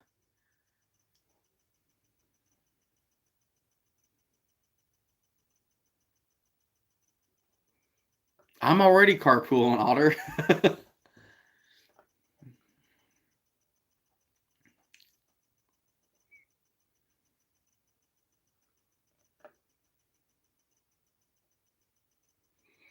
Dale, what are you talking about with the what did they say Decatur event? I know Decatur County. Oh, Justin. So fill us in here a little bit, Justin. How many skinning machines do you have sold, and how many are you planning on bringing? You know, as we talked about earlier, those that want one, they need to pre-order. Uh, but the trailer's only limited with size for so much, and you still got some t-shirts and hoodies of mine to carry with you. So yeah, I'm that guy. I'm that guy.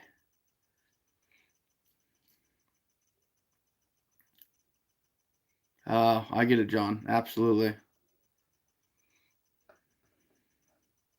All right, Mark. You take care, buddy, and we'll be seeing you soon, man.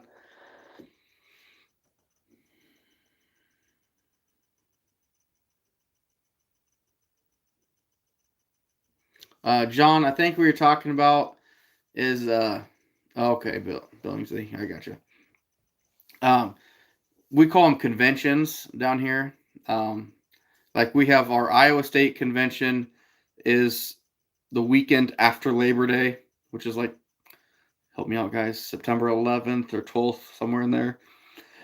We have our national event in Lima, Ohio this year in about 3 weeks.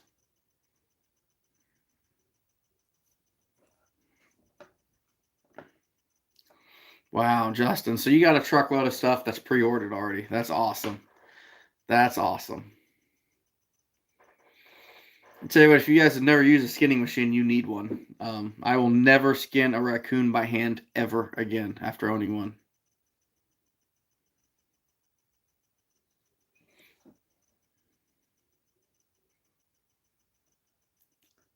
Okay, I figured you're in Ontario or up there in Canada.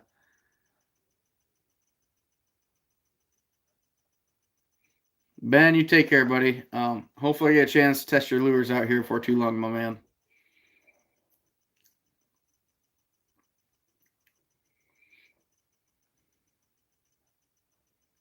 Oh, Dan, John, you need a skinning machine. I will promise you, you'll never go back to skinning anything by hand. If I caught, literally, if I caught 10 raccoon a year, I would buy a skinning machine.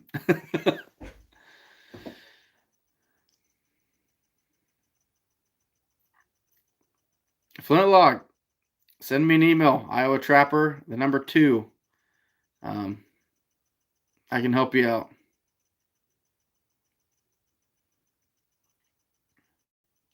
What about the bases, Justin? Is that still possible? Um, I'm just curious. I don't know. If it's not, I don't want to put you in a bad spot, but ah, Flintlock has your email. So Flintlock, get off your butt and get a skinning machine. No, I literally, guys. So I got a skinning machine. I thought, wow, this is great. This is the Cast Meow. Um, this is years ago. All I had was the base. Man, this is many years ago. It's probably 8 years ago, 10 years ago. Yeah, but it was 10. I had the base. First day of opening day, I caught 81 coon. I skinned like 3 of them out, and my winch gave out because I had just a winch that I got from Harbor Freight. My winch went out. I sent my dad on an emergency trip about 40 miles away to get a new winch. I thought, all right, I'll skin a bunch of these by hand while he's gone. I skinned 3 coon in 2 hours, and I said, screw it. I just sat there and drank beer because it was so much more work skinning by hand versus hitting a button and watching that carcass pull right out of the fur. Uh, I'll never skin anything by hand again. Period. Really, Dale? Oh man.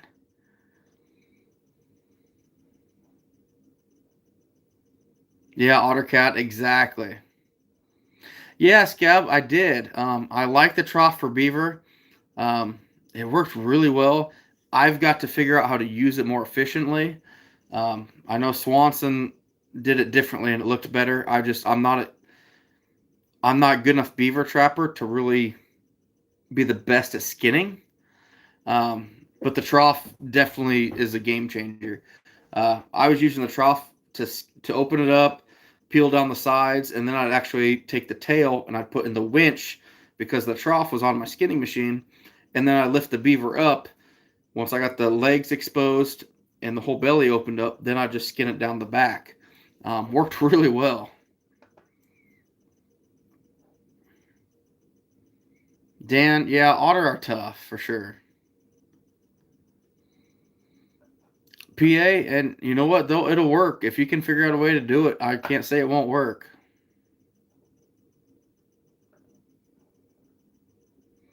Oh, flintlock is so easy to about three cranks and then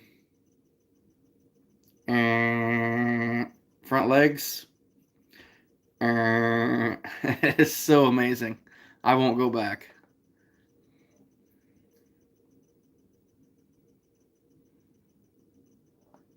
Pizza boy, how we doing?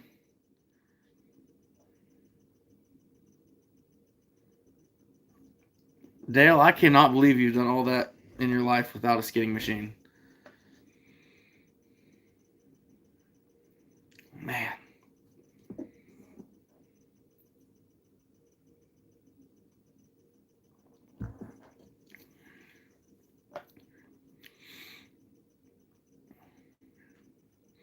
Yeah. So any of you headed to the NTA, me and Justin and his wife will be getting there. It's gonna be late Tuesday. Oh, Justin, just so you know, I did get Tuesday off work, so anytime you want to leave on Tuesday is good with me. And also Saturday, we don't have to be back that early. We don't have to leave that early. Um, I'll explain later to you, but uh, yeah, whenever you want to leave Tuesday, I'm good with. But I'll have some shirts and hoodies at Justin Stein's bench with all his skinning machines and setups. Uh, but then I'm gonna be, I'll be at Funky's quite a bit too as well. Um, yeah, so you need to stop by, say hi to us. Oh, Justin, every I swear by this. Every generation is softer than the one before it. I look at my parents and I'm like, there's no way in hell I could do that. Then I look down at my kids and I'm like, you guys are such weenies. Like it's just how it is. Minute 43, that's crazy.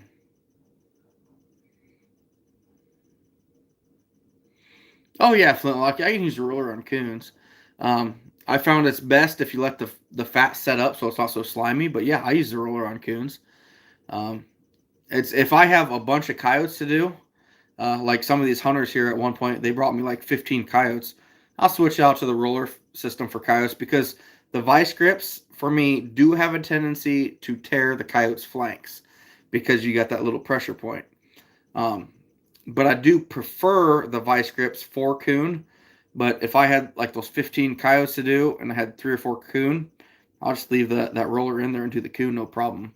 But when coon are really like slimy, like warm, if it's 70, 75 degrees and they're slimy, it tends to slip a little bit more. I think that's just kind of the nature of the beast, though.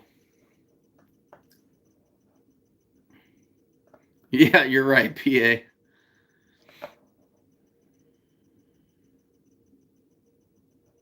Yeah, Justin. Shoot me a message tomorrow. I worked 11 days in a row, and I'm supposed to be roofing tomorrow, and it's going to rain us out. I'm hoping. So, hence why I'm still here.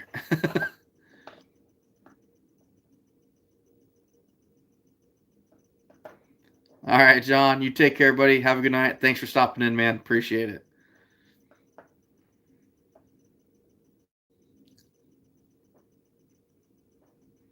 Yeah, exactly. Like Dale said, the tail roll works great. That's awesome, Dan.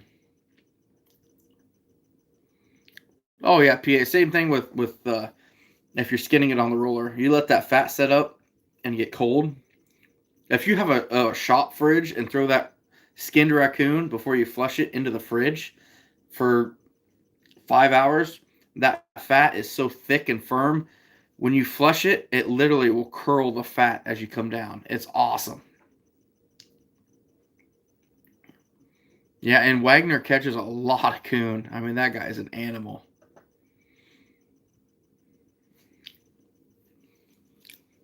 I don't know. Did I do a raccoon skinning video on the roller, Justin? I don't remember.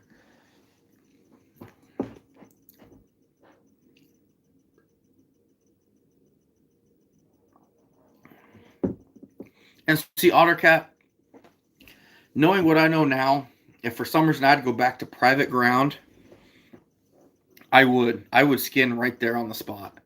Skinning them is so much faster when they're fresh and warm. But literally, the farthest I'm walking in the ditches is not much farther from here to the wall behind me because I'm right there. I do not venture far. Just being fat and lazy and access to the road ditches. That's how you're going to hit numbers.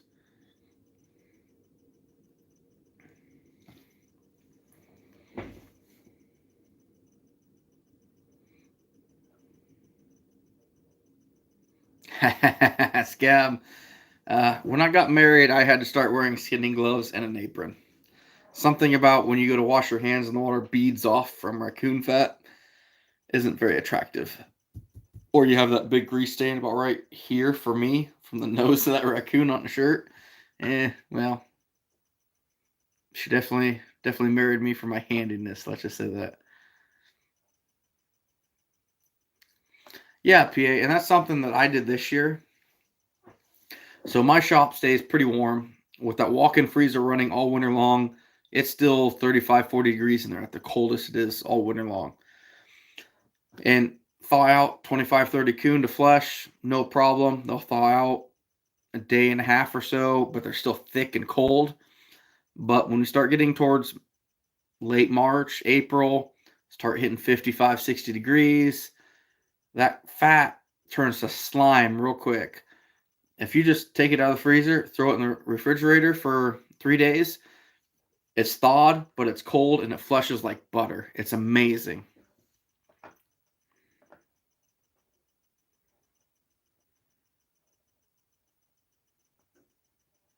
I don't blame you, Flintlock.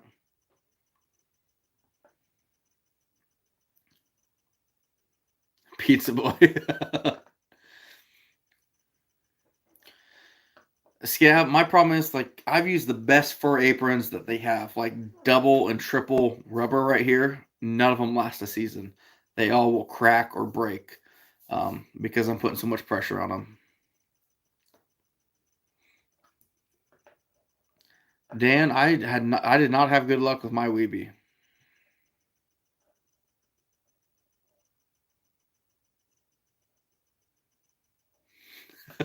Scab, that's awesome.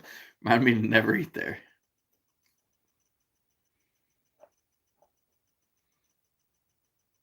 Oh, fish and triggers. I'll be at the NTA. I will definitely be there. We're gonna get there. Probably be there through Saturday 1ish, probably noonish, somewhere in there.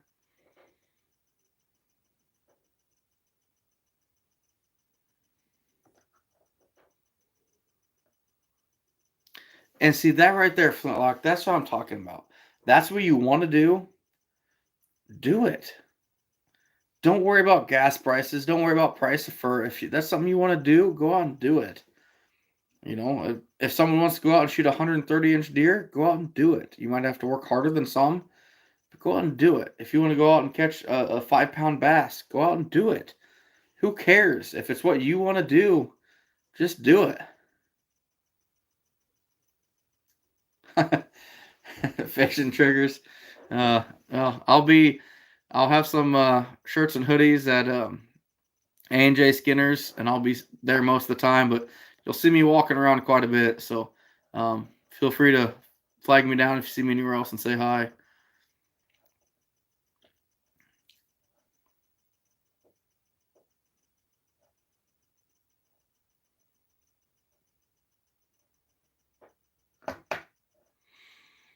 Yeah, pizza boy. And that's the thing, there are people that trap strictly for money. And I respect that. And I understand that. Um, that was never my generation. I grew up in a generation of trapping that, yeah, 2013 we hit it big. There was another season in there that was fairly decent. But other than that, it's been poor for prices and it's been going down since. But I love to do it. And I've worked my ass off to find other markets for other things, like I encourage every single person to do. But I love to trap. And that's what I'm going to do because I love to do it. If I couldn't sell a single raccoon skin and I had to tan every one of them and pay $20 to have them tanned, I'd probably do it.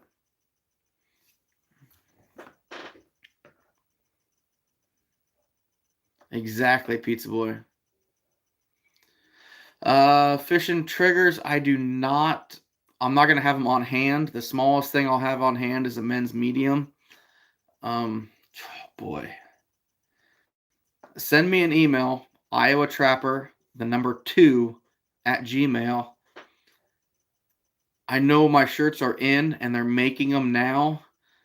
I don't know if I can get other stuff in time for the convention, but I can call and ask. That's all I can do. But if there's something you need in particular, let me know.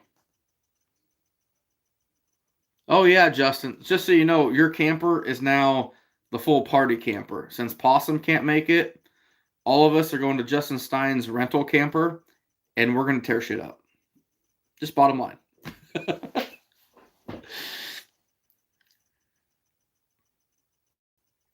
Yeah, Scab, you're not wrong. But this will be all cleaned up. I'm getting a haircut on the 18th. Get all cleaned up before our anniversary. The MTA. But yeah.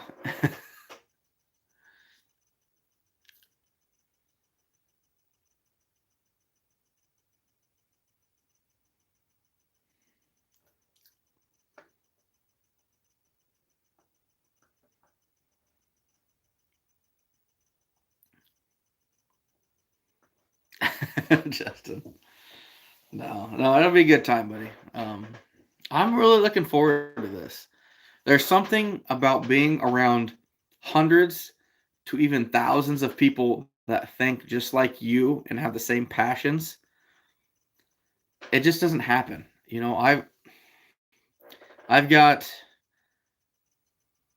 in my county, I can think of 3 or 4 people that I could talk trapping with a little bit till they get bored.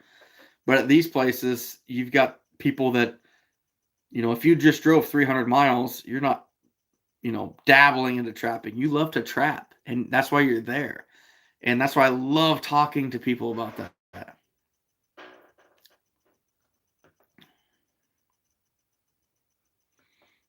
Yeah, it is sad, Justin. Possum's a really good friend of mine, and it's a convention won't be the same without the possum camper there. But I get it 100% too. So it is what it is.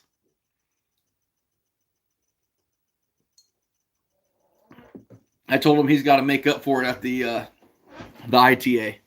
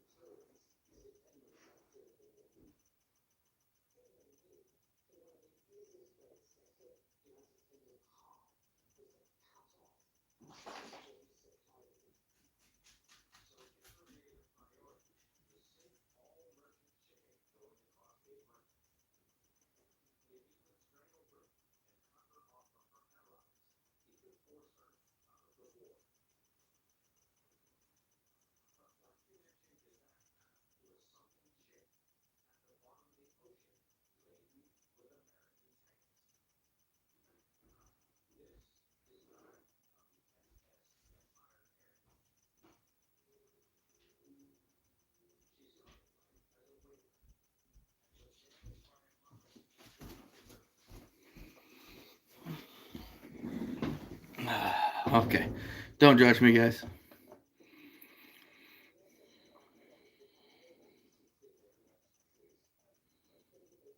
Oh yeah, scab, 100%.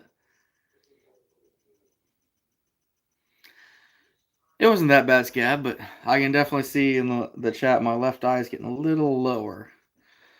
So could be interesting.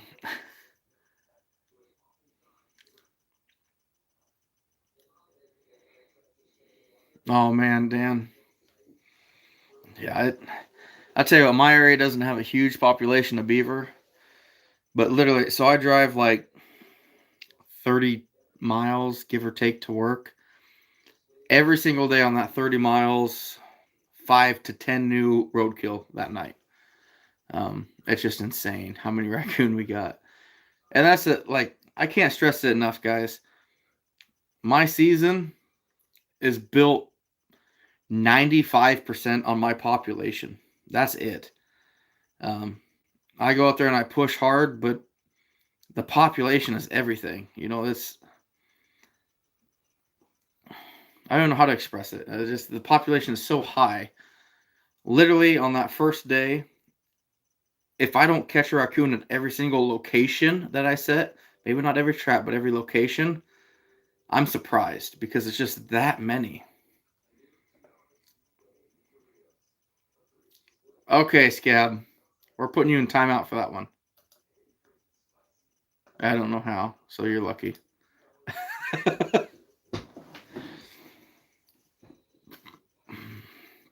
Man, you guys are hammering on me tonight.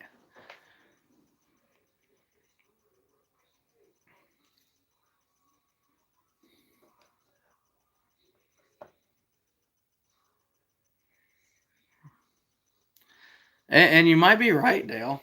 But I'm pretty new to beaver trapping compared to many. I went out. I was hoping for 100 this year, and we caught. What the hell did I catch? 52, something like that. Which I always set my goal high, and I'm going to shoot for 100 next year and hope to do better. But uh, it just wasn't in the cards. But I got a lot to learn yet. So. Oh yeah, Pizza Boy. We're the same way here.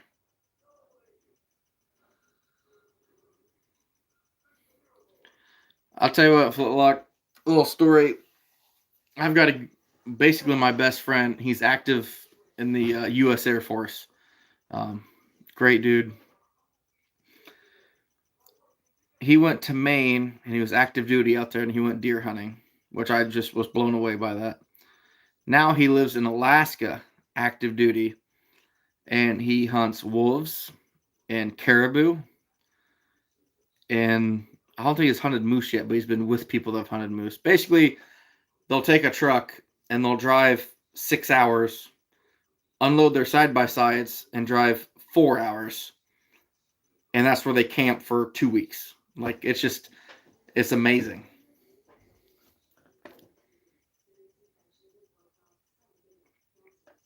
Oh yeah, Ottercat, for sure. For sure. Eric, how we doing? What bowling did you have tonight? Was Iowa games tonight? What's going on? I don't doubt that, Dale. I don't doubt that one bit. Um, you definitely know Beaver a lot better than me by far. Uh, well, for every fur bearing animal for that matter. But like I said, I've got a lot to learn, but I'll figure it out. It might take me a few years, but we'll get there. We'll get it figured out. That's awesome, Dan. That is awesome. Chet, how we doing, buddy?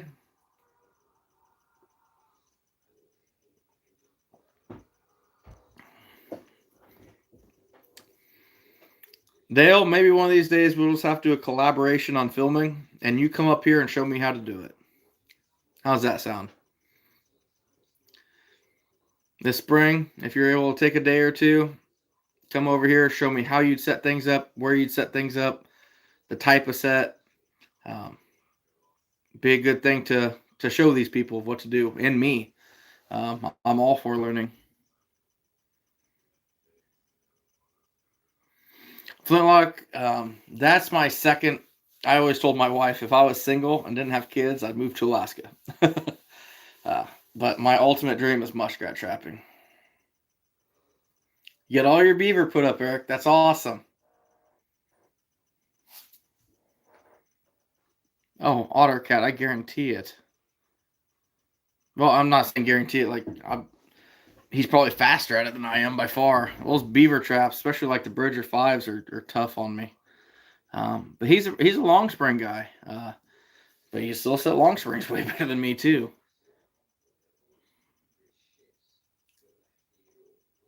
Ooh, scab. I never thought of that.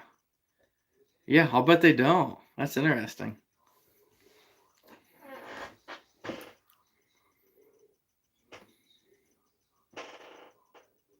Yep, eyes are getting heavy.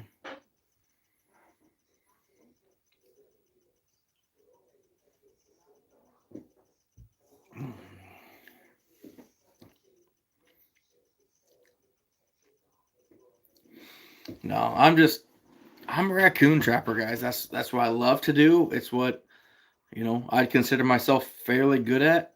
Uh, I just love dryland raccoon. They're so big, they're so dry, they're fluffy, easy to skin. It's perfect.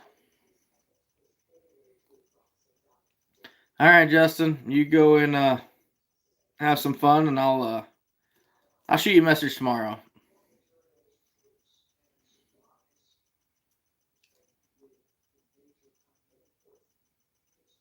That a boy, pizza boy. Awesome, awesome.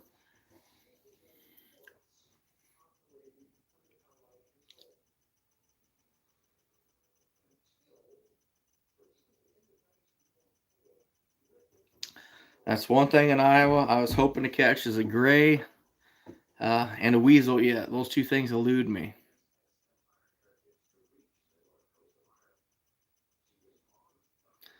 I've heard that, Dale. I've actually never been above the dam trapping, so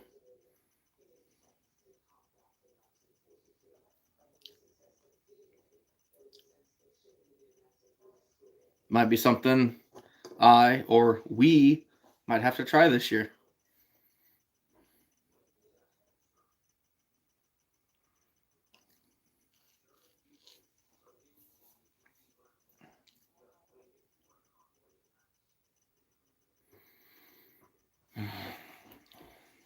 I can't believe season's only 4 months away. Less than 4 months away. My first check will be one day less than 4 months, November 6th. That's crazy. So much work to do in that time.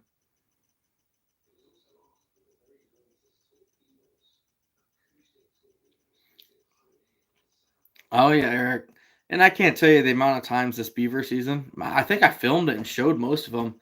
I've got a set right here, and there's just like big beaver tracks coming up everywhere and out and around it. It's just part of it, and I got a lot to learn with placement and angles and everything else.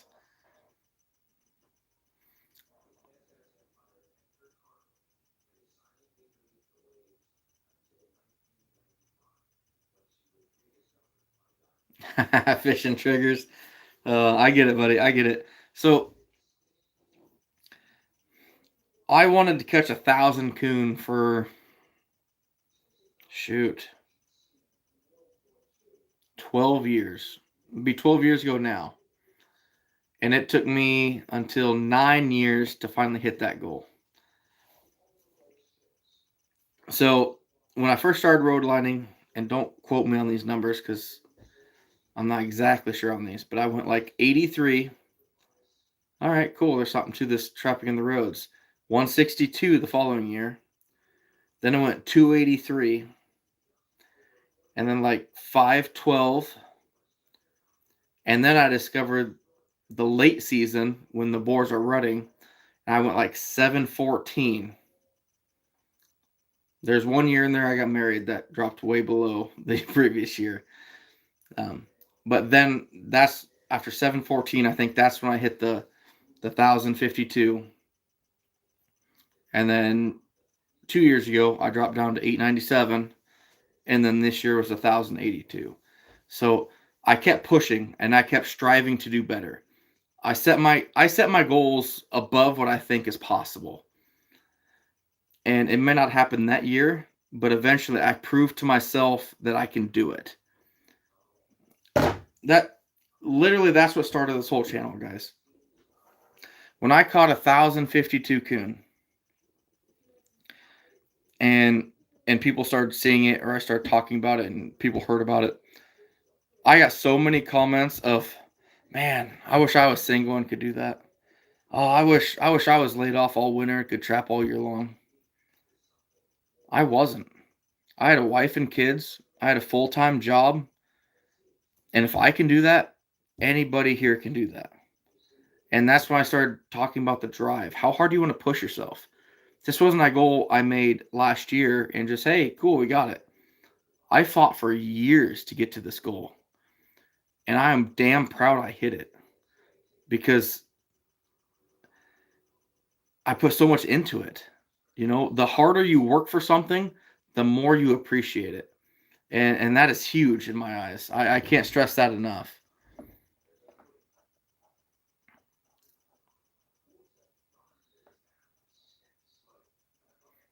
Yeah, Chet, we got a few here, especially up in northern Iowa, but not as much here.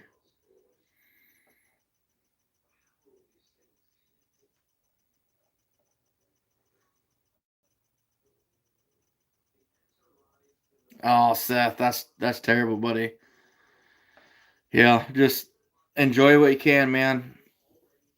That's tough, buddy. I feel for you.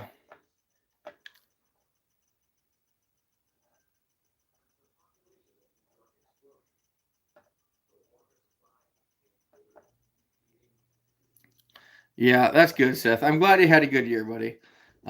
It is tough, especially with laws. It is so difficult. Hey, Derek, how we doing, bud?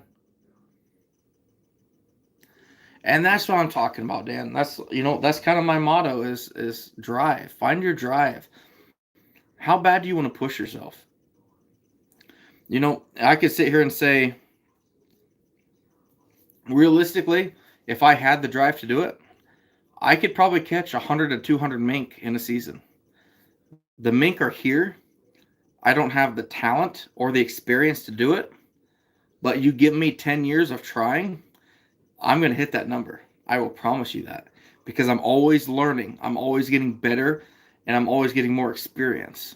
That's exactly how my raccoon seasons have worked. I the numbers are here, guys, for raccoons. That is the number one thing for me to hit my numbers and my goals. The raccoons are here, but I've worked damn hard to get where I am with those numbers.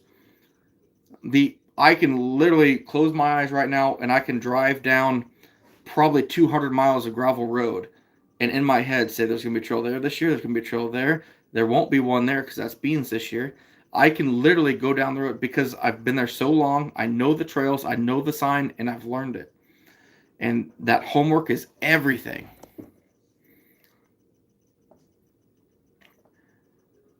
Fishing triggers, I appreciate it, bud.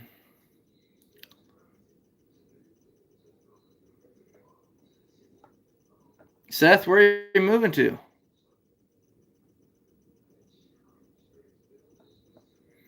Pizza boy, I'd love to catch a gray.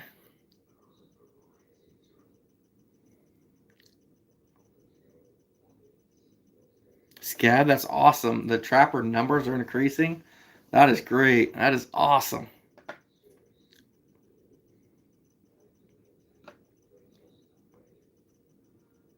Idaho? Okay.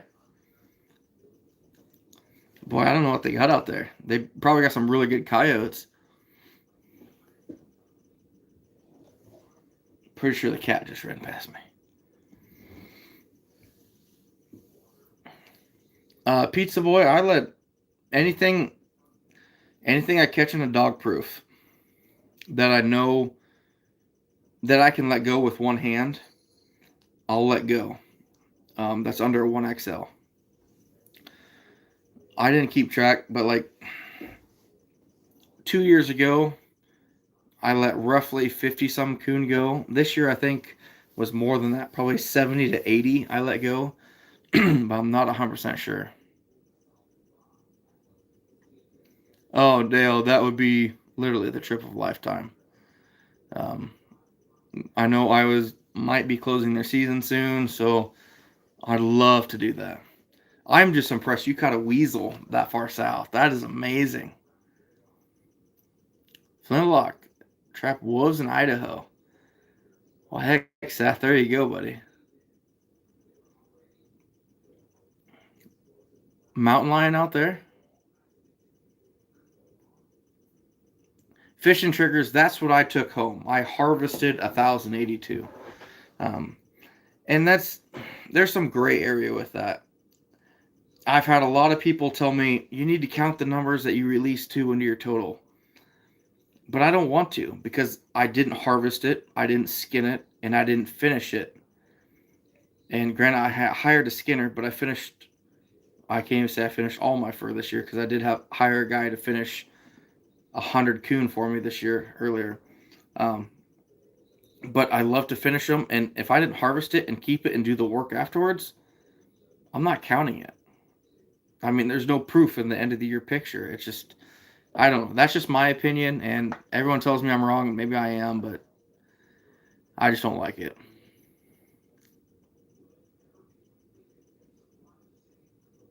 Really, Scab, that's awesome. Really, Dan.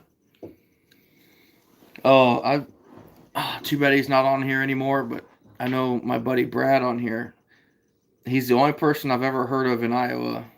Actually, I won't even say it because he's pretty secret about it, so I'm not going to share it. But um, there are people that catch quite a few weasels in Iowa.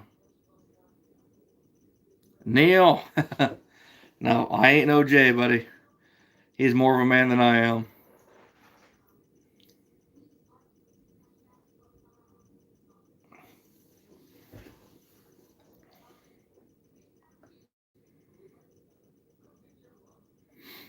I'll tell you what, Flitlock. No BS. Kendall, he's got some really good wolf traps coming out.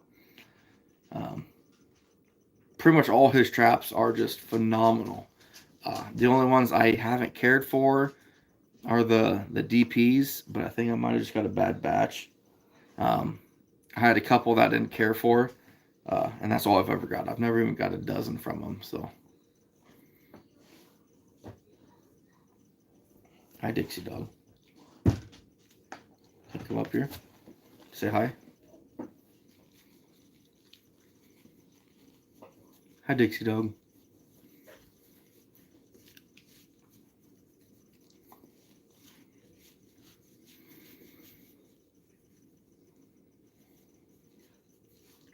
No, it's crazy how fast the year goes by, guys. Um, Heck, even just during this live, I've lost half my voice. It seems like, but 4 months away. 4 months away, and season's here. Come on, come on.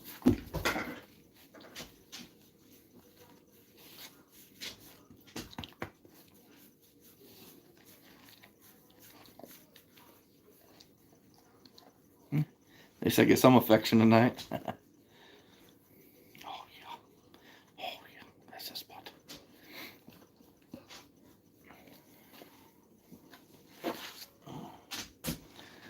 No, but hopefully, I'm gonna catch some trout this year, catch a few more mink, kind of venture across some things a little more.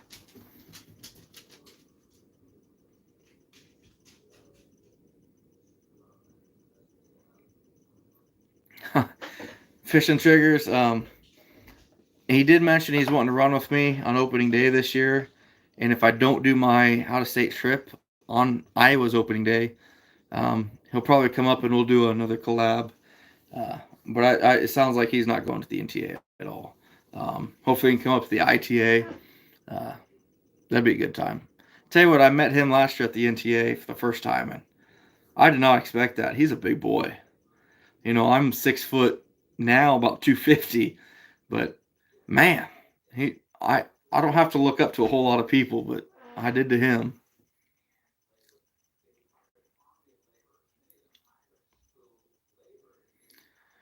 You got some new Duke number fours, and the side without the trigger is higher. Hmm. Yeah, I agree with AutoCAD channel locks. Um, you'd have to start kind of bending some stuff the way you don't want to. Uh, I like my Duke traps, but oftentimes you do have to modify them a little bit. But it comes with kind of the lower price.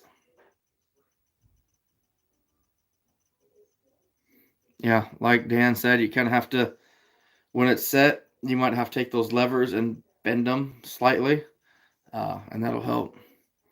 But if you're using a Duke number four, Eric, are you using that for beaver? I'm assuming. I have no problem if you bed that trap and that loose jaw is. So if here's your trap bed and you put the trap in it and your loose jaw is sitting up, even at an angle like this on the bank, the shallow side, I don't have a problem with it. But that's me.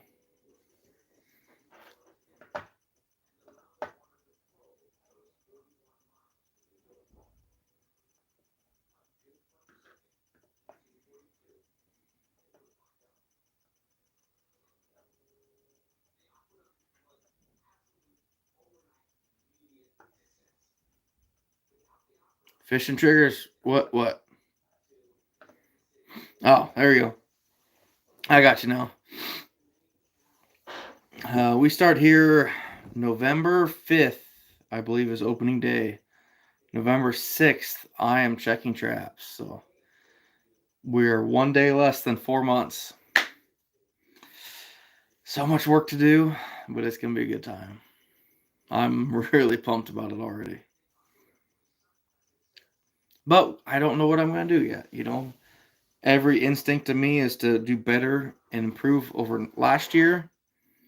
But I've got so many more markets and more possibilities and potential for money off of each coon. And I lost my Skinner. Do I kind of back up a little bit? Focus on maybe say catching 500 raccoon, knowing I have to process them fully myself. It's a tough balancing act.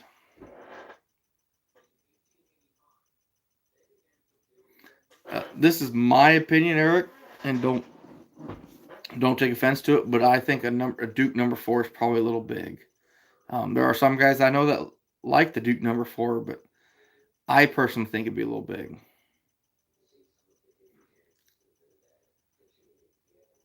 You're a week after us, Flintlock.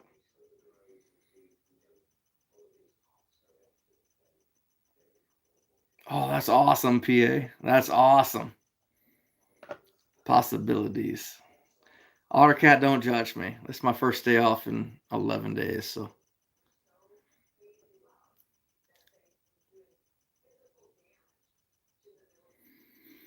so fishing triggers. I used to catch a few coyotes on my road line, and I have up until last year. Uh, Never anything big, but I stick to the road lines because for me, getting permission. So I'm in raccoon country. Like in my opinion, probably the top two or three counties in the country as far as raccoon populations. That being said, I'm in the deer top probably two or three counties of the country in deer population and size. So for me to get private ground for trapping is extremely difficult. I only way I can is after January 10. Then they'll let me on. But it's no excuse. I tried something new for coyotes last year. I had a plan to execute later in the season with some snow. I'll find more locations and I'll hammer them. And it failed. It was completely opposite of what I thought it was. So this year, I know that, and I'm going to set snares for coyotes along my normal road line and hopefully pick up, I don't know, 10 to 15 coyotes along my road line and snares and go from there. Uh, I'm human. I tried something new, it failed, and I learned from it. That's all I can do. I'm happy I tried it because otherwise I'd wonder what if. Yeah, scab, right?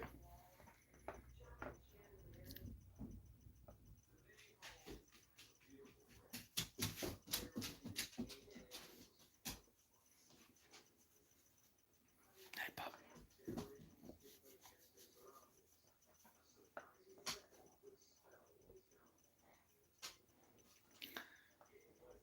Talented outdoors. And see, that's the only double I've ever had on coyotes came from Virgin number two, dogless. So instantly, my head, those are the cats meow. And I still like them, and they still work. But when new things come out, a person's tendency is to keep, ooh, that looks better. That looks better. That looks better. But stick to what you know and what works. And if that works for you, don't change it. Maybe experiment with other things, but don't change what works for you. That's the best advice of this whole damn thing. If it works for you, don't change it.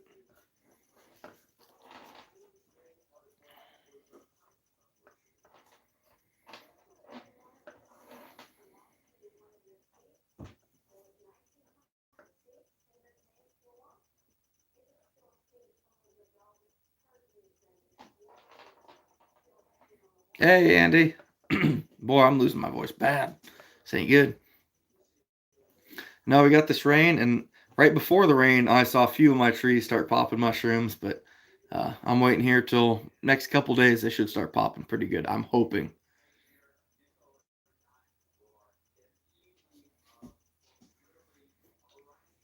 Fishing triggers, it's the same thing. Most of our ground around here is leased out by out of state hunters. These out of state hunters come in and they lease it for everything from hunting, shed hunting. I can kind of get on for trapping. A lot of them don't put that in their contract, but it's tough. It is tough around here.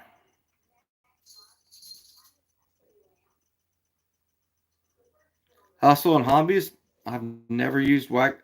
Take it back. I have used wax dirt, and I just I don't have anything, and I probably won't make any this year at all. I do plan to set uh, few sets on private ground with footholds, but it'll probably just be all dry dirt.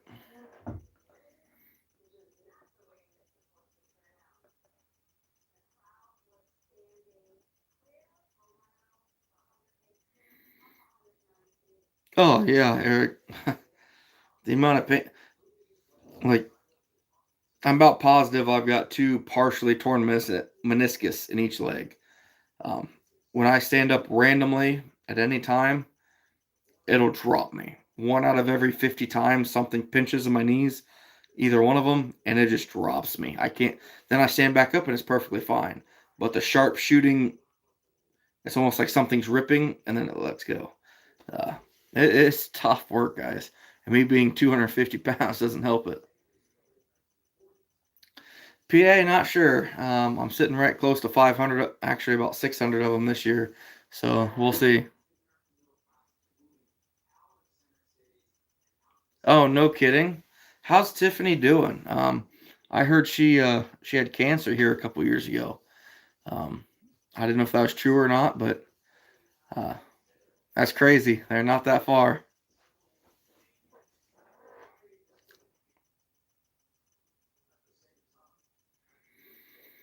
Oh heck, flintlock! I've done that for a fishing lure.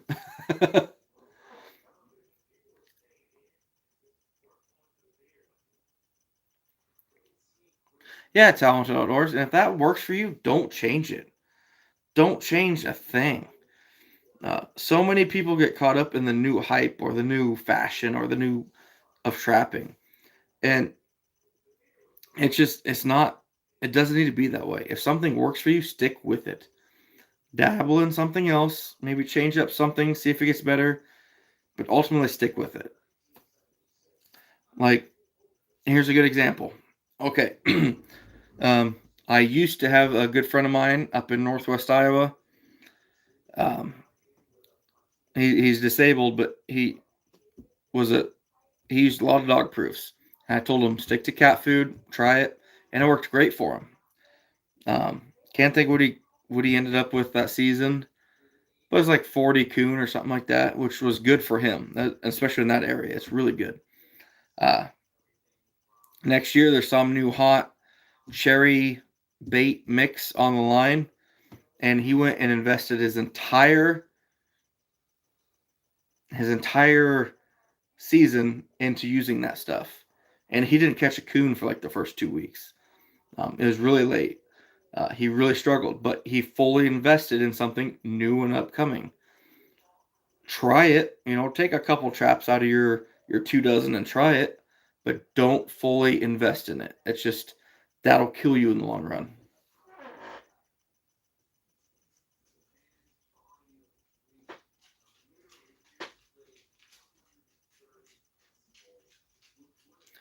Yeah, fishing triggers. I get that 100%. And that's like where I'm at. When I was growing up, we never managed deer because a lot of it's public ground. So a lot of it, you could watch this deer for 2 or 3 years, but as soon as, some city guy came in and he's a 130, he's dead. Like, it doesn't matter. Yeah, exactly, fishing triggers.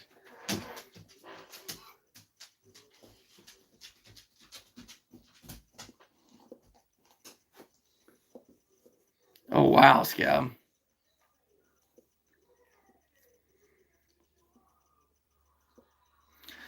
Dan, you know what? I've often thought about that. Um, I didn't even know that was a real thing up until last year. I've always heard Kendall Obermeyer, the owner of No BS Traps, he'd always talk about the trapping Bible.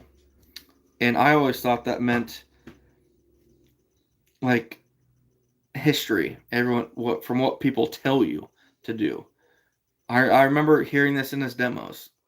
He's talking about fresh bait versus tainted bait for mink. And he says, why do you want to use fresh bait for mink?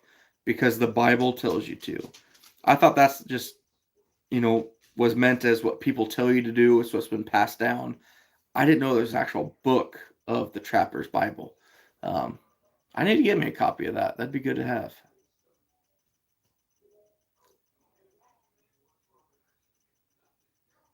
All right, I'm going to step outside one more time, guys, and then we'll finish her up.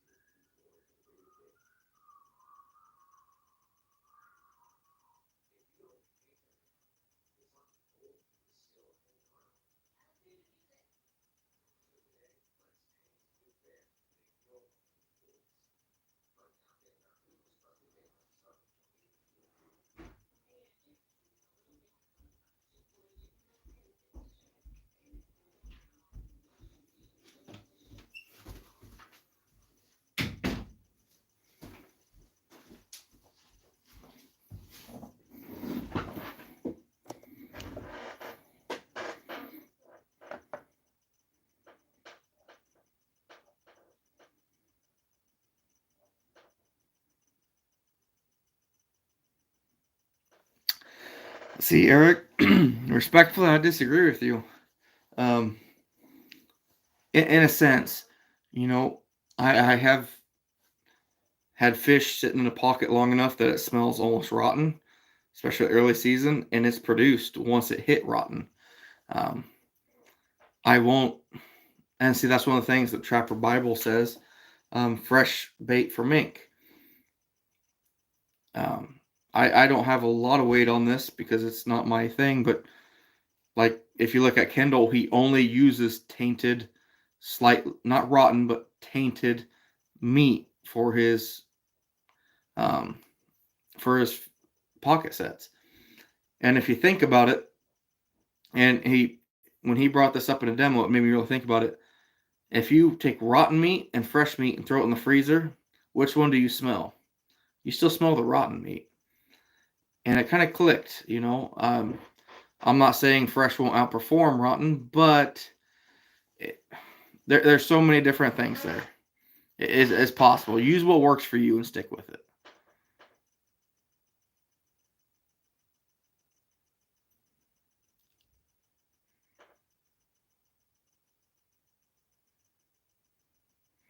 Fishing triggers, it's gonna be a good time, buddy. I'm looking forward to seeing you too, man. Swing by and say hi, buddy.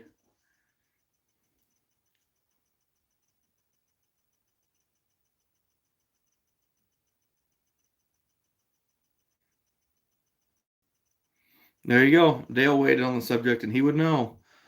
Tainted bait hurts nothing for mink, and that's that's above my knowledge, guys. But Dale would know. He's been there. All right, he said it out. 11:15. I don't blame him. Thanks for stopping in, Dale, and giving your piece on it. Appreciate you stopping in, buddy. Oh, exactly, AutoCat, and that's what people think. It's like, you know, I'm a 220 and dog-proof trapper. That's what I do. That's my bread and butter.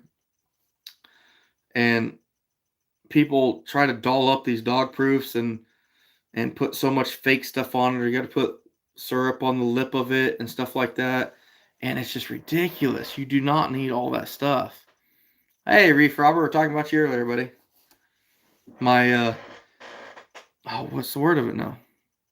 Not muskrat, nutria. There we go. The nutria trapper from the west. What are you working on, Reef? Reef, you didn't miss much.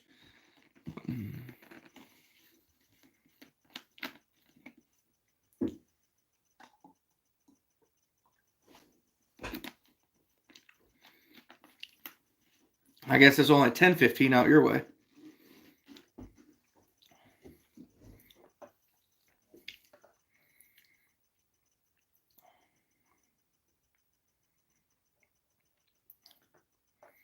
Your old crick. What are you trying to say, PA?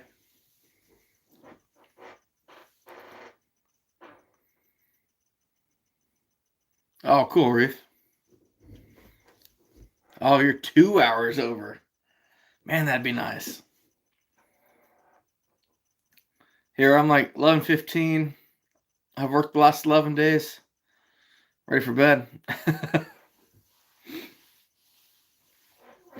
No, we're just talking about trapping and what's up and coming and just life.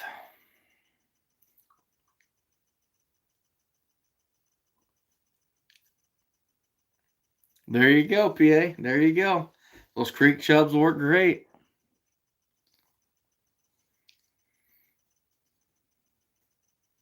Talented Outdoors, it's 12:15 there. So you're on the East Coast.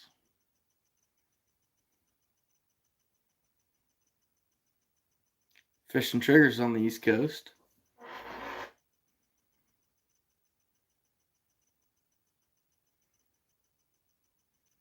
I'm just jealous of your crab fishing out there. Like, I've never caught crabs.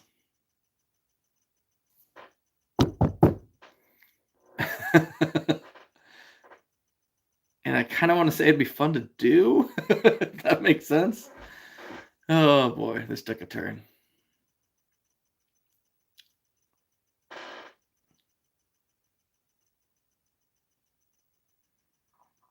Kentucky.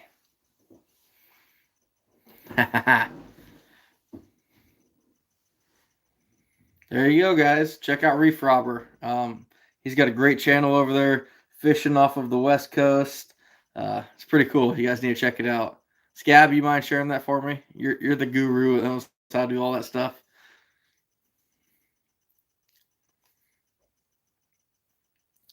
Scab, I used to be like that, but that's one thing I loved when I was single and I worked nights. I'd get off at 2 to 4 in the morning. If I had something to do in the morning, I'd stay up, sleep later.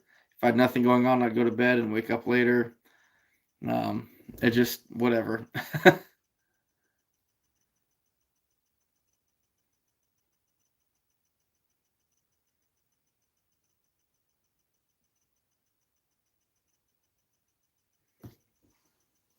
Yeah, AutoCAD, I got away with words. It's pretty cool.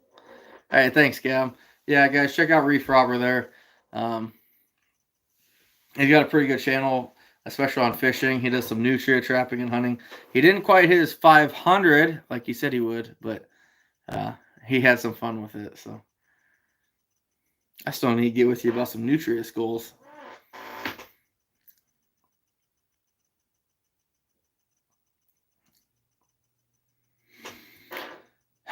4 months, guys. 4 months. I got so much work to do. I've got 150 furs coming back from the tannery. I need to start making garments. See how that works out. See if I can't get the Iowa Trapper garment line up and going. So much going on.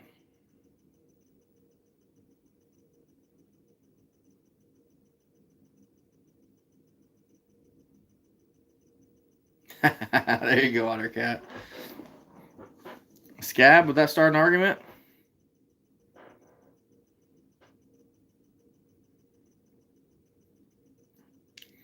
Oh, fishing triggers. I do a little bit of everything. I used to be, when I was single, I was huge into hunting. Um, Anymore now, I'm pretty much limited to, I'll do 2 or 3 days of duck hunting. And by the time that's over, it's game time to start um, pre-staking for traps. October like 20th, I start putting my traps in the ground. I trap hard. Last year I did a little bit of shotgun deer hunting. And then I was hoping to turkey hunt, but it didn't happen either. But man, I used to do it all. When I was single and could run and gun, had no obligations, and younger, and I could go without sleep. Oh man, I did it all. From dove to duck to goose to deer. I did realize real quick I could not fully invest myself into bow hunting and trapping. The best bow hunting here in Iowa is that first 2 weeks of November when their rut's on, which is when trapping season's open. I can't do both and put my heart into it, so I had to pick one. And I went with trapping. Just personally what I chose to do.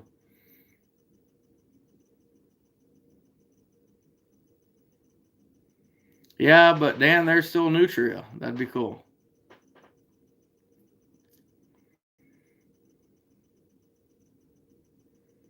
Really talented outdoors?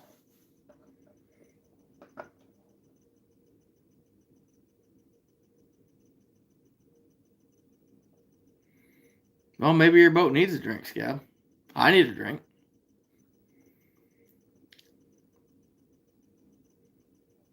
Oh, Flintlock, I'm so jealous of you.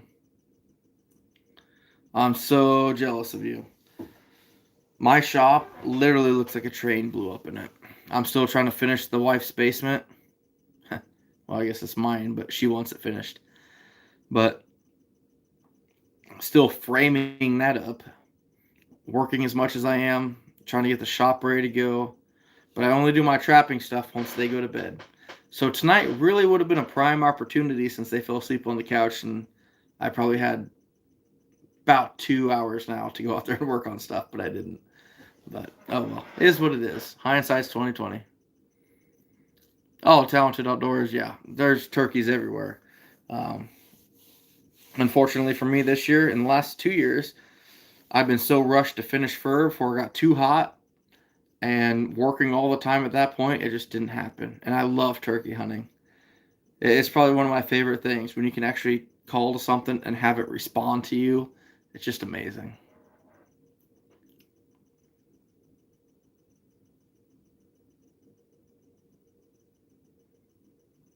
Really, Reef, that's crazy. How bad is the fishing out there now? Like for if you're crab fishing, is it about money or is it just for personal food? I mean, can you sell these things for good money? What Talk to me about it a little bit, buddy.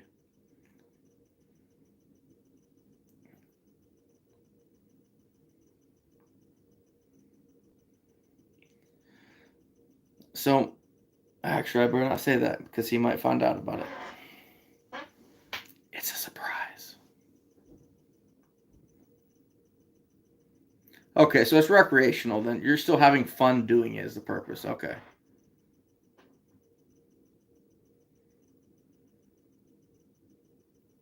Really, Scab. Yeah, if you're that cutthroat, it probably is all about money.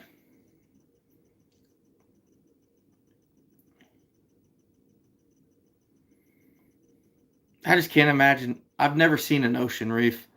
Uh, to be honest with you, I don't imagine I probably ever will. My wife wants me to go see a beach someday, but that's just really not my thing. I am somebody.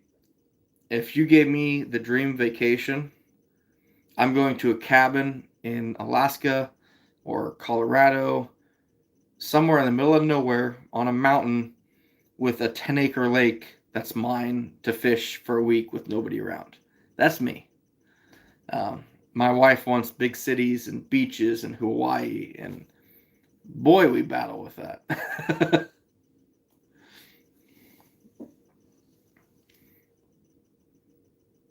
But yet, I better not say it. I can't say it.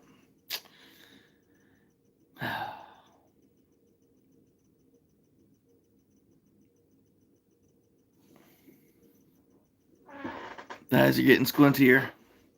Boy, I got some wings going, guys. We need to get this hair cut. It's getting bad. But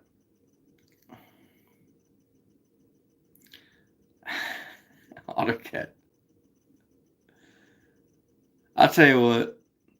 When I meet you, I'm either gonna hug you or punch you. I don't know.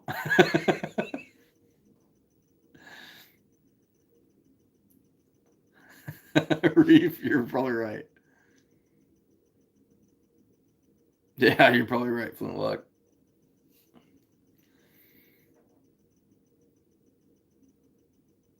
Montana, yeah, you're right, Eric. Yeah, Montana, he's catching some awesome stuff up there. Those wolves are awesome.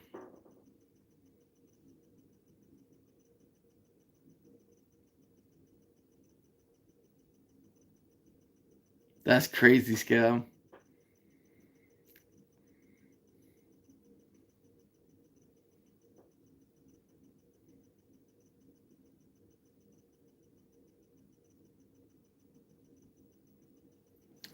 Fish and triggers, that's awesome, buddy. Uh, Enjoy it, man.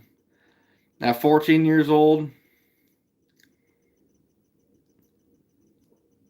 I'm sure you got stuff going on, but life's good. Life's easy.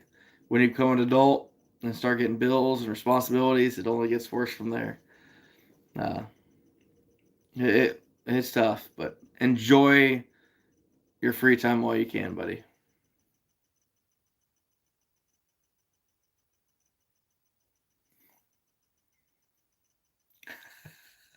Oh, the cat.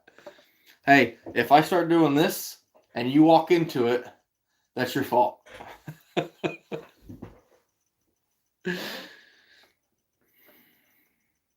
Oh, cool, Reef. All right, yeah, shoot me a text, buddy.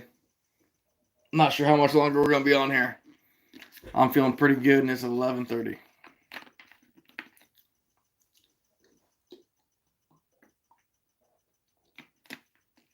And I ain't no Trapper J.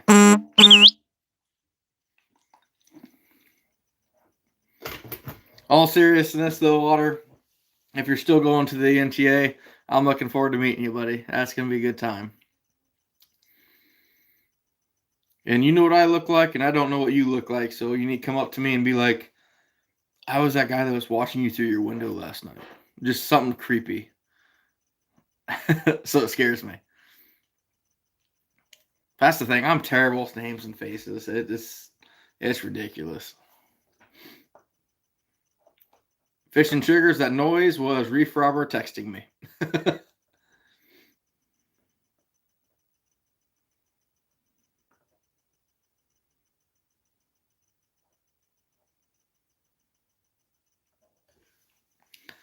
Yeah, Scab. I don't know. It's tough. My wife, I love her to death, but she likes living out in the country, but she is a city girl at heart. You know, if we have, like, I thought I was going to wreck tonight coming home because we almost hit a rabbit. There's a baby rabbit ran across the road, and she's like, oh my God. And I'm like, what? It was a baby bunny. Did you hit it? Seriously? but her heart is huge, and that makes it easy to break, I guess, in a way. So,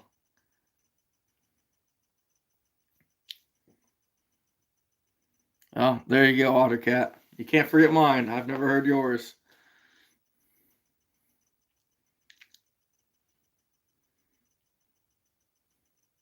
I'm gonna assume it's gonna sound something like, "So you're gonna teach me how to catch mink, huh?" I'm just assuming. Gotta mess with you, buddy. Really fishing triggers. He's part of the trapping mafia, and I do believe he's doing demos at the NTA, so he will be there.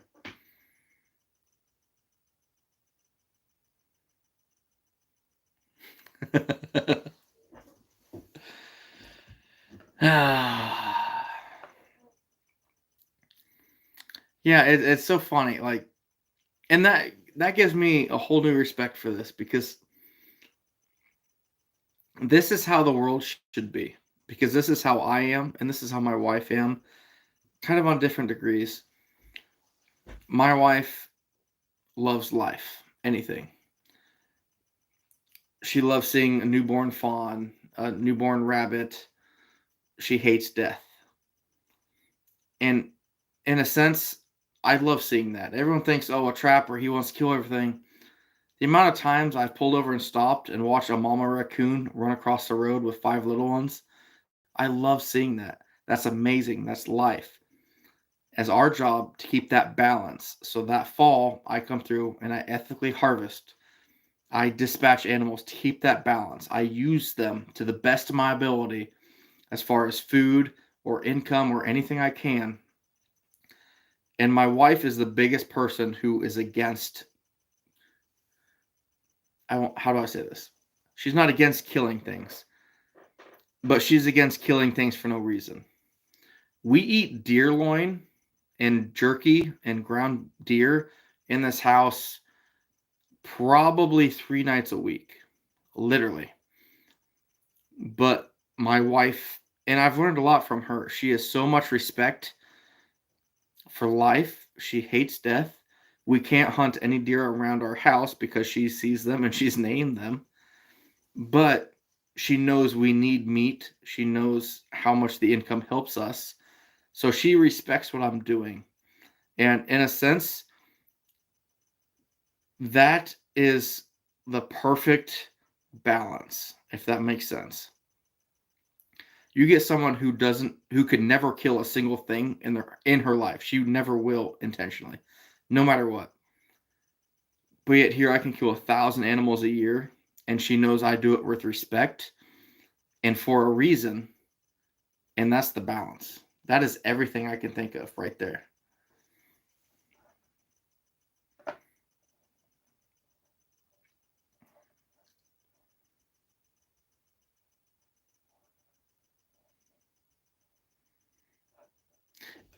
I don't know about that fishing triggers, but it really is. I mean,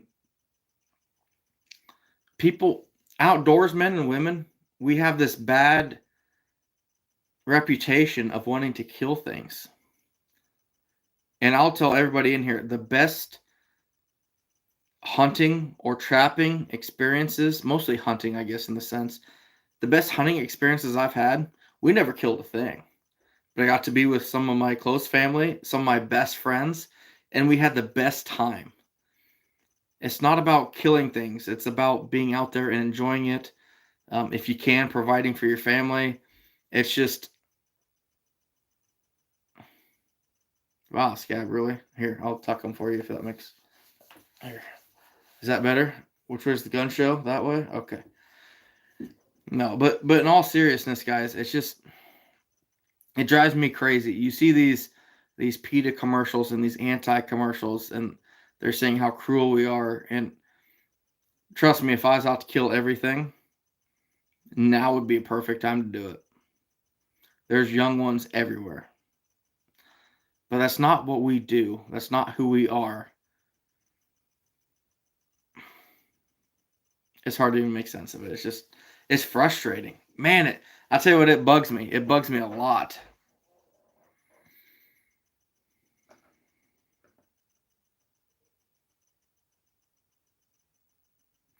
Exactly, Ottercat. And that's the thing, like, I'll never intentionally run something over.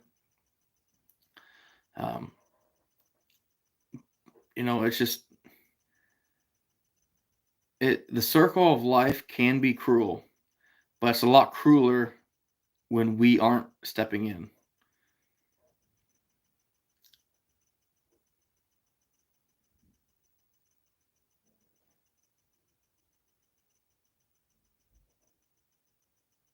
Oh, someone's awake.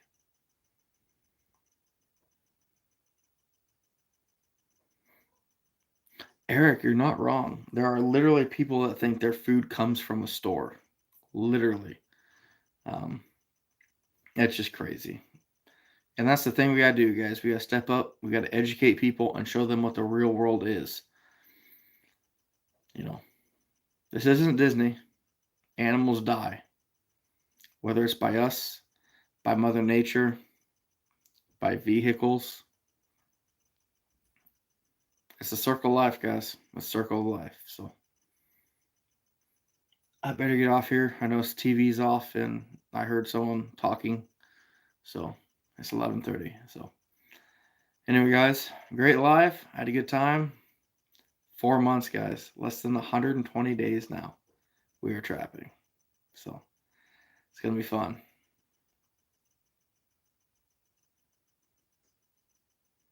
Good, Scab. That's all that matters. Reef Robert, you're not wrong, buddy. You're not wrong.